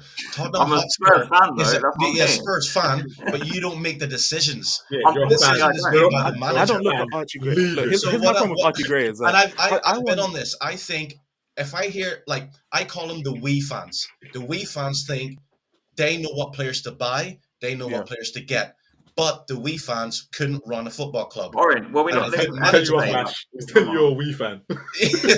Yeah, it's the we fans. The I we respect fans them seems on to the be club, more man. upset. They get more upset really quickly. Throwing suggestions out, bro. You know, Right, Oren, I mean, there was it's Eze suggestions, all of but- our summer, and so we signed Odegaard and Gray. That's the problem. That's the problem I'm trying to say. Well, like, we yes, but Because we signed Odegaard, Gray, Bergval, and Solanke. yes, That cost exactly. us like Now, 130 million. couple of years Total, years it ago, cost us around that. under Conte, when every single I think I was the only person who was standing up for Daniel Levy, right? But every single fan, Yeah, you majority were. of fans were saying one thing: we need structure. As a club, we either have Conte or someone like Conte and bring in experience, ready-made players, or we get a manager and we go for youth. We Yeah. can't go back and forth. What have they done? Angie, and they've got youth. So that's the structure. That's the plan. The plan is to invest in his youth. My problem is, and I know you said you weren't talking about me specifically, but Yeah. like my problem with Archie Gray, it's not Archie Gray. Like I want him, like if I was, let's say I had any influence on the lineups, I would want him to start as a 6 in the Premier League against like the lower opposition in quotation marks, because obviously it's the Premier League. Okay, so what would happen if he gets, as you would say, cooked? Well, then, Nothing. if he gets right cooked back in and his get cooked. position, then we can give him some actual advice on how to move in the Premier League as a 6. Because as a right back, he, in my opinion, he has no future as a right back. Can I He ask is He's a not gonna holding be a right midfielder. back. Wait, does Exactly. So anyone- we agree, right? So we agree he's Oh, not a yeah, right I've back. He's agreed gonna be with playing you, as a but six. I'm- So if we but play him I've as a agreed- 6, so sorry, Yes, sorry to but cut you off, as- no, go yeah, ahead. but I'm saying, sorry, at a 6 in, like, we're talking about, he's played what, right back in the League Cup and Championship. if he was playing regularly in the Premiership at right back and getting exposed, yes, rightfully so. You have every right. I'll be like, he shouldn't be playing there, but it's not the case. So the games that he's playing is not Premiership football. He's coming on getting experience. I agree with you. He's not a right back, but Is we're Man not. City not a Premiership team? Pardon? Mateus Nunes not Premier League quality though. No, I'm talking about the League Cup. I'm not Yeah, talking. is Man City not a Owen, Premiership? I've No. got- No, what I'm But my criticism of Archie Gray at right back, and I know again you're talking generally, but my criticism of Archie Gray only really stepped up after Man City, because that's the first time we've seen him against Premier League opposition with a Premier League player down that left wing who's not even a left wing, Yes, but he was still cooking him. Yes, but what I'm trying to say is, if Archie Gray was playing there every single week in the Premiership and getting beaten, then I would understand. But it's not. He's playing in European Cups. Isn't and it League worse Cups, than he's if he not gets in the cooked Premiership. against Alkmaar? Wait, hold on. Okay, Is let it me worse than if he gets cooked against But No, it's no, not- he's alright, not let me playing ask you every this. week. He's not. Alright. He's not the Alright, let me number ask you one this, right Oren. back. Hold on. Wait a second. Does anyone want to see Archie Gray Thursday play against Galatasaray? Yeah, put him in there. Not a right back, no. He's not a right back. He's not a right back. Bro, If he has to play there, Actually, no, I don't want him to play in period. the Not against midfield, Galatasaray, no, no. I'm saying in the midfield, Yeah. would you have Archie Gray to start Not alongside? against Galatasaray, no. Bensko and Kulusevski. That's what Not against Galatasaray. We ain't got a right back either, so I think he's going to have to play right back anyway. Well, Yeah, he's gonna have to, yeah, because Yeah, Spence we ain't in got the a squad, choice. is he? She is, yeah. You know what it is for me, right? For me, right, I'm valuing the cups more than the league. As long as we win the cup, we could finish 10th, because I personally don't care. I'm like you. I want to win. I want to to. win the Europa League, because I feel like our squad right now is good enough to win the Europa League. So I value that more than I value the league. Like playing against, we're playing against Ipswich, right? On the Yeah, Premier League yeah. game, right? You Bro, got play full Archie Gray against Ipswich. strength. Play You him got against full strength. Ipswich and start Really? as close to full strength as we can against Just to Galatasaray. divert, because I know Oren's got a goal, but who is your starting midfield and who would you play up front? who? Me Against personally, who? Thursday. You're For talking, Thursday, yeah, for Oh, Galatasaray. okay. I play our strongest team. Who's on the go? Who's going up front? Because obviously, what's his name? Charlton's injured. Solanke's been playing hella minutes, bro. He's been playing. Yeah. He needs to be rested. Do you know what I'm saying? Yeah. So, would you? I think we can would get you away play- with. Would you play Solanke? Would you play Yeah. him? Or would I you think play yes. him forward? I think we can get away with it for the next 2 games, because international break he's not going to play. So Yeah, no. Solanke, For me, against Galatasaray, you play your strongest team, because Yeah. Galatasaray, their fans, it's Turkey, Ukraine, all those countries. They don't play about their football. When I tell you, the crowd Osimhen is will pretty be much starting. in your face as much as they can be. Ziyech, And it's Osimhen almost will like- be in my starting. experience watching Tottenham, which is not as much as you guys up on the panel, but I haven't, to my knowledge, Tottenham hasn't played against that type of fierce. Like going to Turkey, going to Galatasaray and playing, is going to be a lot. And I don't remember the last time Tottenham had to face a crowd like that. So for me, I would play our strongest team. But wouldn't you say Rest- though? we go You've got how many? We're like 3rd or 4th in the Europa League. Yeah, We're more or less on course to Yeah. qualify. Do you know what I'm saying? But I'd rather qualify I- first. If we but supposing now Solanke goes up to welcome to hell and gets injured, what are we saying then? If he, I know, but it's the same thing saying when Porro gets injured, then we play Archie We Gray. have the squad. We The won't know question until it is, happens. right now, with the injuries that we've got, do we have the squad to even drop Solanke unless you're going to play? we don't have. And I don't know if Lancashire played tonight, right? Because I haven't seen what. Because remember, Richarlison got injured. He's only come back from injury as well. would no one run up Son up front? Was that a no? No, because the Nah, minutes. no, He's I'd only rather do just against come back. Ipswich. No, but I'm Because saying, remember, Richarlison's not there. I'm saying, Rob, boom, Son up front, yeah, and then take him off and bring Solanke on later. No, our Okay. team is so No. tired. Like we Let's do, not. we Or do vice need versa. rotation, and whether we like it or not, Gray will probably play Okay. right back. Question Yeah, and then. we'll probably play a Okay, week. go on, Will. Yeah, go on, Will. But I got a question then for you. If this was Champions League game, would we be having this? Would we be having this debate? No. Which is No. why we need to treat it like it's champions. We need to There win you go. something. There's We your need answer. to win something. I don't care what it is. It could be But the League the Cup. thing bro. We is, can win like I There's said your answer. before, if it'll be different if we didn't have 9 points on the board already. Yeah. They will up front. So, but if this was a Champions League game and we had 9 points on the board already, We might- would we be having this We might, debate? no, Keep we might it as a put some striker. youngsters out still because we're like, well, we're more or less qualified for the next round. What if playing Galatasaray in the Are we though? Champions Are we League? though? Would you really do that? Come on. Yeah, we're not in the I don't Champions know, League. like, No. But the reason why I'm asking that I'm question is, I'm what not happens if putting- this is next year, right? And Solanke, we're going to, we've got this. Next Say year, this is next season, right? We've got the same amount of injuries, and you've got this same squad. Are you going to be asking the question: is Solanke you're playing or not? depends on how important So- the game is. If it's a group No, it's game- exactly the same situation. if it's a group game and we've got 9 points on the board already, What in the Champions League? You're not going to do it. No, No I'm saying one's going to do it. I'm not going to say run, like throw all the youngsters on. You're going to do a mixed bag, innit? So I'm Yeah, saying, but this is Solanke. But What this is about- the this Solanke is why I question. said Son. Would you run Son up top and then bring Solanke on, or would you put Solanke on and then put Son on? You can't. But Son's only just come back from injury, right? Yeah, I know. But I'm just What saying, as So you're risking it because we've risked it before, where we've played him and then he's had to miss further games. so So you what managed about, to been off the momentum form of the league against Ipswich, because I'm just saying, raw. Imagine he gets injured and then he can't play. but he could get injured against Ipswich next week. You just don't know. personally, Archie I Gray would, ain't ready for Galatasaray, man. So A lot of players in our squad aren't ready for Galatasaray. The crowd. personally, I'd Definitely not play. Archie Gray, I don't think. Who would you play? I would play. Who's your midfield? Who's your midfield already? Yeah, midfield.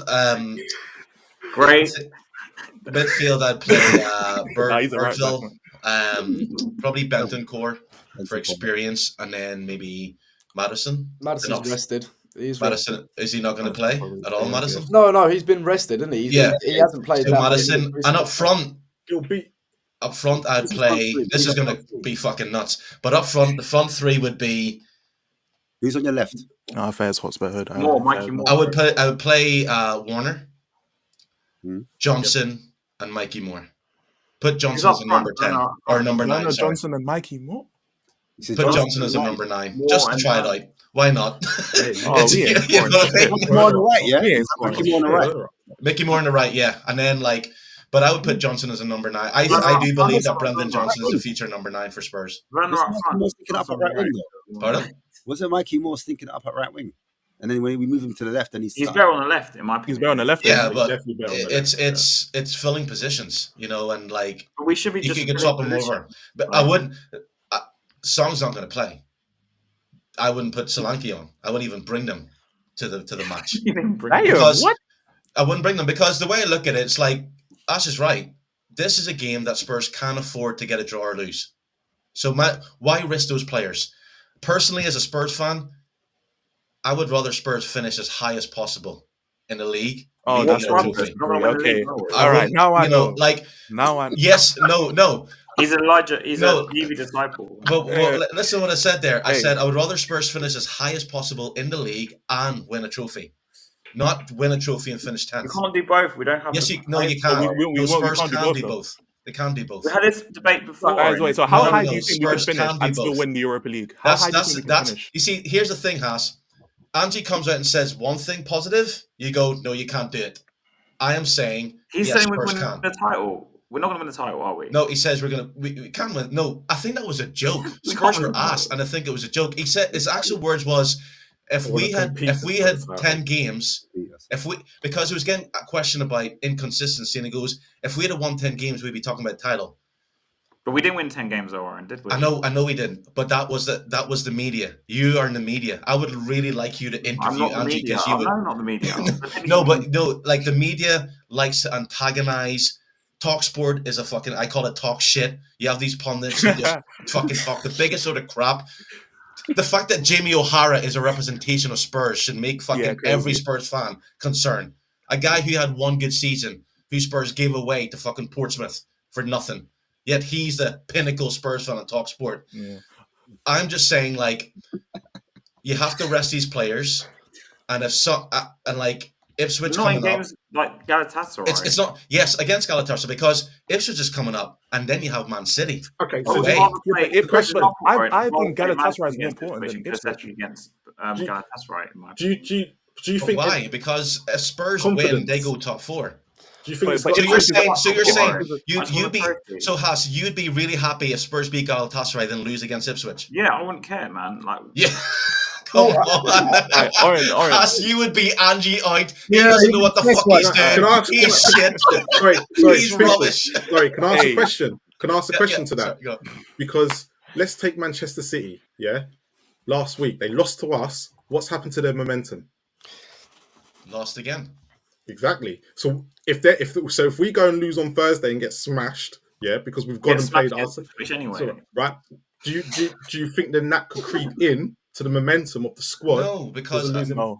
because What if it can happen as Elijah says, it's Lost Spurs. against Brentford. Spurs can lose And against because Crystal the one Palace thing and then Ange win 2 does games. is lose the shit games and win the great games. That's So what if, Warren, Ange does. if we lose to Ipswich, are you still Ange in? Am I still That's Ange in? But like for me, Yeah, like, I'm always really Ange in. Ipswich. I'm always like, because I The thing understand is it's for me, football. It's football. You know, fair. 2 teams are on that pitch to lose. Oh, To yeah. win. Go on, And- Will. yeah. Well, it's just a massive predicament, isn't it, for Postecoglou? Because either way, whatever he does, he's going to get He's gonna get pelted. He's slaughtered, going to yeah. get slaughtered. Yeah, because if he plays like a weak squad and we get absolutely Hammered. dicked up, yeah, by Galatasaray, which is a massive possibility if he plays a weaker side or a youth, everyone's going to be like, "Why the fuck? Like, why is he doing that? Yeah. Like, what? And then if he plays a strong team, and then we go lose to to Ipswich, and because we are on, I'm not being funny, right now we are on the verge of a capitulation with injuries. Romero, Van der Ven, like people are dropping like Richarlison's going flies. to be- Richarlison, yeah, we need to manage. It's a long season. We're like 15 games into the season in all competitions, something like that. We need to manage this squad. It's going to be such a long season, especially with an extra competition. And we are basically, like what Ash said, we are basically through in the Europa League. Like I know we're not, and we want to win, but we've got 9 points on the table. Like we're third in the table. So I think you used to mean like 5 games, don't But- you? we could I like. don't know. You it's- only need to win about 4. yeah, I mean, Real Madrid, Yeah, Real that's Madrid it, got right? slapped up. Yeah. Real Madrid got slapped up in the Champions League, and there's no one's panicking saying, "Oh my God, Real Madrid aren't going to qualify." Like it is what it is. Like We it's ain't Real the league Madrid fans. I format. couldn't care less what they do, bro. I ain't gonna lie. yeah, but you know what I mean. I know. Yeah, but I agree with Marlon. Like the momentum, like it's such a predicament because if we do I lose, think you play a and we go mixed to side in Ipswich- both games. No, I don't know about the momentum though, because we lost against Palace and then we won against. Yeah, it's true. Yeah, That's what I'm it's saying. true. Ange, Yeah. momentum don't matter with Ange, bro. Yeah, I'm that's telling you. true. We win against Man U and then we lose against Brighton. So Yeah. momentum is not really a thing for Spurs, Yeah. especially when we're at home as well. Yeah, but we did lose to Newcastle and Arsenal in the space of, and the momentum was there. So that's why I'm thinking, like, we didn't went and played crap against It was Coventry. me. I'd play like the strongest. Like for example, my midfield would be something like Bissouma, Sarr, and Kulusevski against Galatasaray. Yeah. And I'd save Madison for Sunday Oh, against yeah. Ipswich. Oh. I think he had more freedom with the ball as well, Madison, in that Yeah. game. Not Like, bad. we're forgetting that Ipswich, like, there's no disrespect to Ipswich, but they just got promoted. Like, this isn't a Brentford who's been in the Premier League for years now. Like, Ipswich is still Trying to get relatively a their first win, championship. yeah. The thing is, though, You the know way what I'm saying? we play with so much intensity and we press so high, it's really taxing on some of these players. And I think if you go and press ultra high and try to win the ball from Galatasaray, and Galatasaray are due to counterattack one. Low Galatasaray block. fans said to me that they're going to do a 4-2-2-2, exactly like a mid to low block, like a Villa. With the 4-2-2-2-2, what they're going to do now is they're going to have the double pivot, then they're going to have 2 midfielders in front and then the 2 strikers.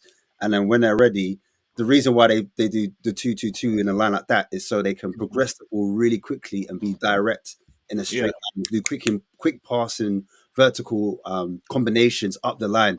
So that's what we've got to be looking at for. And Galatasaray are known for their counter-attacking football. They've got they've rested for 8 days as well, by the way. Fuck And right. also, Osimhen hasn't been playing. Don't count their league games because they cheat as well. So, so they're Here, probably guys, rested. sorry. Osimhen- It was great being on, but I have to shoot on. Have to Yeah. get up I've for got one more tomorrow. question for the guys after this anyway, and then we're going to wrap it No up. worries. All right. See you Cheers, later. Right. Bye. Yes. See ya, No, Aaron. no, be good. Be good. I'd start 4-star Gray right back. No, I'm joking. Nah, never. It's gonna happen, He's though. gonna get It's eaten gonna alive by the It's Galatasaray gonna fans. happen, though. Do you know what? I've got a question for everyone, right? And this is probably the last question, and it does relate to Thursday, right? As well, coming up. Can Spurs, is it, what you call it? Going 1-0 down in these games at home, will this become unsustainable going forward? Yep. Yes. Why? Because at some Because point, one team will go 1-0 up, and they'll park the bus and won't be able to break it down. pretty much my answer That's as what I well. Like you're still 1-0 down. You got to chase the game. Like we step up and we play well, but at the end of the day, if you don't score, you lose the game. So eventually, people are just gonna, and especially with our lineup right now, sometimes, Solanke he scored twice against Villa, but before that, he was doing more anime celebrations than he had goals. You know what I'm saying? Like he was anime celebrating for other people's goals because he wasn't scoring. So I don't like the inconsistency of our attack. Eventually, we're going to keep going 1-0 down, and we can't bring it back. And yeah, it's going to be long. It's a tough question because I think Spurs at the moment were quite resilient, and we do concede. Whether conceding first, I hear what you're saying. I don't think that's The reason why, Ash, the reason why I'm asking the question is because when Conte was here, that's exactly what was happening. Everyone kept saying it was unsustainable. But why is Ange not getting the same treatment when we're doing exactly what that is and we're not winning away? No, well, I don't know. That'll be for the people. No, No, I'm getting it's you now. Come on, Mr. Late. oh yeah, all right, cool. So no, but I'm saying, look, for me, you don't want to have that kind of mentality where you're like, all right, if we score a goal, we'll score more. I know that's what Ange says, but I think you want to kind of win the game, and I think he'll be happy to pick up clean sheets as a manager. You know, he's been criticised a lot about his defensiveness. I don't think he really cares about defending though, Ash. I think he does. I think he does. I think he does, because that's the stick he's being beaten with the most. I know. Go on. Just to add to what Ash is saying, we've conceded the same amount of goals as Arsenal this year. We were meant to be the best defense going. Arsenal I hate I know what you're saying, no, but I'm just going by what a lot of Spurs fans were saying in the YouTube world, especially going Arsenal this, Arsenal that, and also, so you have to. And you know what's funny? Conte's gone to a back four, and not only that, he's not playing with wing backs no more. He's playing with players more inverted. It's crazy. Spurs cursed him, man. It's a mad world out there. It's a mad world. You realise, it ain't working, man. We've destroyed a lot of managers. I'm just throwing that out there, like. But I think with going back to Ange, I still think that the whole openness thing, we've only conceded that one from, where teams play through us. There's not many teams that play through Spurs at the moment. There's not many times where we get done on that transition where last season we kept getting done. Like, how Newcastle scored? That was the only game, I believe, where we got caught on that transition where the high line was breached. So we're not looking as open, in my opinion. And the reason why is because people are used to Spurs defending in their own half. So if you're not defending in your own half, then people don't see that as defending. But what we're doing is we're winning the ball higher up. We're defending higher up. So teams might play out the back, or they might try to go long. And because they're going long, we're winning that ball back high up. Romero's winning the ball. Dragusin's winning the ball. Do you know what I mean? Winning those 50-50s. Sometimes we're winning the second balls. Then even on top of that, when they're playing out from the back, we're pressing high. Like, in terms of, like, they do 3 or 4 passes and then all of a sudden we're defending. So we're defending in different ways. And as a result, I think we're less open because, like, I think it's got to do with Dom Solanke, by the way, the way he leads the press. I think the way he leads the press compared to maybe like a Richarlison, he kind of bends his run, curves it, and forces the keeper to go a certain way, and then that presses another trigger. And even when that's beaten, I've seen Dom Solanke run back into the midfield and still try to win the ball. Not just back in Aston Villa. I saw it against West Ham. I saw it against Crystal Palace, where the initial pressing didn't work, and then he's still trying to run back into the midfield and still win the ball back to get Spurs on the front foot. And that means he might not be in his position, but players are able to run past him, if that makes sense. But for the greater good, he's like almost like a sacrificial lamb in that sense. But just to answer the question, I think that's why Ange is kind of looking at his defensive metrics, and I think he does care, man. I think he does care. But obviously, he gets beaten over the stick in the media all the time. Set pieces, high line, this, that, the other. Yeah. I haven't considered nothing. Yeah. Will, last one. I do think it's I don't think it's sustainable. No, but I don't think Ange's going to think it's sustainable. When I go back to what I was saying like earlier, I mean, we're 18 months into this into Ange's managerial reign, and I just think there's so many things that still need to be refined. Yeah, and I think that will come in time. And then if we're looking back and we're still conceding first, or the fixtures start becoming reversed and we start actually losing because we're conceding first, then that's when it's like a problem. And I do think we need to nip it in the bud before it becomes a problem. But I just think I still think we're just so early on. Like there's so many problems that Ange's going to have to put out. And I think that will come in time. But if it doesn't, I think I'd get worried. Because I don't think that's a sustainable trait to have in a squad. I do agree with what Ash said, though. I think we have looked a lot sharper in defence and a lot more stable. But there are still fragilities that need to be sort of ironed out, which will happen in time. No, thank you, and that's why it's called Ashmatic Analysis, because that's what he's good at. Even though I like to wind him up. He's a lovely boy. He is. No, guys, thank you so much for tonight. I want to thank everyone in the chat as well. Big up the chat, man. Big up the chat tonight. It's been going back and forth as we like to do these shows. Even though Ash was slightly late because last word on Spurs is more important than his own show now. All right, we'll get to Ash in a minute. But where can people find you? Yeah, Spurs TV. Also, I have another podcast with someone else. It's called Two of Our Own. We record once a week. The comes out at 9:30 on a Friday. Just search Two of Our Own. If you give me the link, I'll put it in the description afterwards. Yeah, so I've got my channel and another channel part of, I guess. So as well, you can find me on Tottenham Way a lot, post-match games, and just floating about lots of places. I guess I'm on Adrian's sometimes on a Friday when I get invited, and I've not pissed off the whole chat, and just other places really. So please like and subscribe. Will, where can people find you?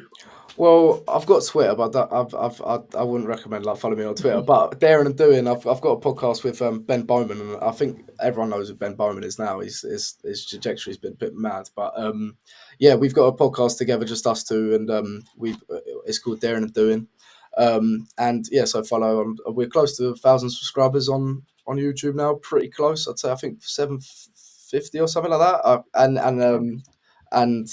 on Twitter as well. You can find us on Twitter and Instagram, Daring and Doing pod, I think. So, but thank you. Thanks for having me. No problem. Thank you for coming on, Will. And just to let everybody know, Will's link is in the description, Daring and Doing. Just follow the link, go and subscribe to him, and all good. Elijah. Let people know. Obviously, you're known as the Grifter. And look, and I as I said at the beginning of the show, it's not that we agree with anything you've said about Henry or not. It's just a case of we wanted to bring you on to see what your opinion was on the whole of Spurs and whatnot, and you're new to this YouTube scene. So let people know where they can find you. And obviously a lot of people have seen the video, so go on. Yeah. Just to address Bryce in the chat, I ain't gonna lie, I don't know. I focus more on Tottenham. It's why I've seen the Mark Goldbridge, I've seen all the United fans, everything, but he's a United fan, I don't really care too much about other clubs. I don't really watch any other clubs. I care more about Tottenham, so that's why I made the video on Henry, because he's a Spurs fan. He's a Spurs brother. Nah, he is a Spurs fan. I'm not gonna, I'm saying. I met him once, but yeah. Anyway. Yeah, he's just, I'm saying, gotta pay his bills, innit? But you can find me Too Much of E. It's my second channel. My main channel is Elijah Torsey, where I just talk about anything. Give me some advice or anything in the comments. Yeah, I don't know what I'm doing. You have to go subscribe to it. I appreciate it, man. But I don't really know what I'm doing, man. Last week I had 30 subscribers on my second channel with no videos, and the next week I'm up here with you guys on a panel. So life is crazy. Whatever you guys want to do. I don't even know how I discovered it. Like, it came out of nowhere. I watched the video about Archie Gray, I think, something like that. I was like, this guy's good. And then suddenly you turned up here. I was like, what? Yeah, and somehow I'm hearing it. But I appreciate, Ash and Marlon for hitting me up. This is my first ever live stream, so this is something new for me as well. But I really appreciate it, man. Hopefully, I come back at some point. Ash, my homeboy. Wow. Let people know what's happening this week, man. Welcome to them, yo. So tomorrow, obviously, we're gonna do the rival show. And the Man United fans are gonna be so annoying. I don't even want to do it now. How did Amarin pump Pep for one? Oh, hey, Yes! mate, there's a striker. There's a striker they have Gyökeres. that just they ain't gonna have that at Man United. Gyökeres. They ain't got that. Man, Yeah, they got Hoyland, man. That was telling me Guy Corres ain't no good. Huh? Huh? Anyway, listen, that's a different show. But yeah, listen. We wouldn't have signed it. It cost too much, apparently. So. Yeah, no, I know. Look, I'm not saying for us. I'm just saying certain man. I'm just weren't rating them in it, and I said, "Bro, Guy Corres is a baller." You know, what I'm Brian saying? Daigle really wanted him. I remember. Yeah. Fair. I would have taken him. I didn't know he was this good, though. To be fair, I don't really watch Portuguese league. But it's a bit like Solanke, innit? Some man was saying, "Oh, he's championship player." I don't know. I don't want to talk too much in it. But listen, rivals tomorrow. But yeah, man. I was gonna do the actual analysis of the game. But we ain't got enough time. So, but big up to the people in the chat. Big up to Marlon, top host, and thanks to you guys for coming on the panel. Guys, please make sure if you want that guy, that I showed, please make sure you share the video. Share this video. Share it, people. Share it, please. I want Email it to the club. Who knows, Hey, man? we need Daniel Levy himself to see this, bro. No, Hey, Will, get Ben on it, yeah? Yeah. I'll get him to do some tweets. Yeah. Some TikToks. Yeah. I'm starting him on career mode straight after this, by the way. we love to see it, man. Hey, sign him up, though. We need him. The love, man. Respect people. Yeah, a quick couple of things from us. We've started, we're going to be on Spotify, so hopefully this will be on Spotify as from tomorrow. I've worked it out, so please look out for that. And also, we've got 2 giveaways that are going to happen. We've got a membership giveaway where we've got a Van de Ven away shirt to give away. So anyone who's a member will have a chance to win it. And we will do the live draw on the 23rd. And then once we've hit 3,000 subscribers, which we're 100 and something away, we'll be giving away a Europa League shirt of Sun as well that we're going to do. And that's out to anybody when, and that will be the show after. And anyone will be able to enter for that one as well. So please look out for that once we hit our 3K. But as I said, thank you to the guys that have come on. Please make sure you tune in for the rival show tomorrow. Yeah, that's like one of the best shows. Yeah, it is the funniest show. I keep promoting it to people. I said, if you want to laugh, just go to that one. It's not even about football. It's comical. It's comical for the first hour, and then they talk about football and get bored. 5 minutes. But no, thank you to everyone who's tuned in tonight. As always, it's been an absolute pleasure. And hopefully we can get the win against Galatasaray on Thursday. But as always, come on, you Spurs. Come on, you Spurs, man. Legends, have a good evening. Come on, you Spurs. Take care. Peace.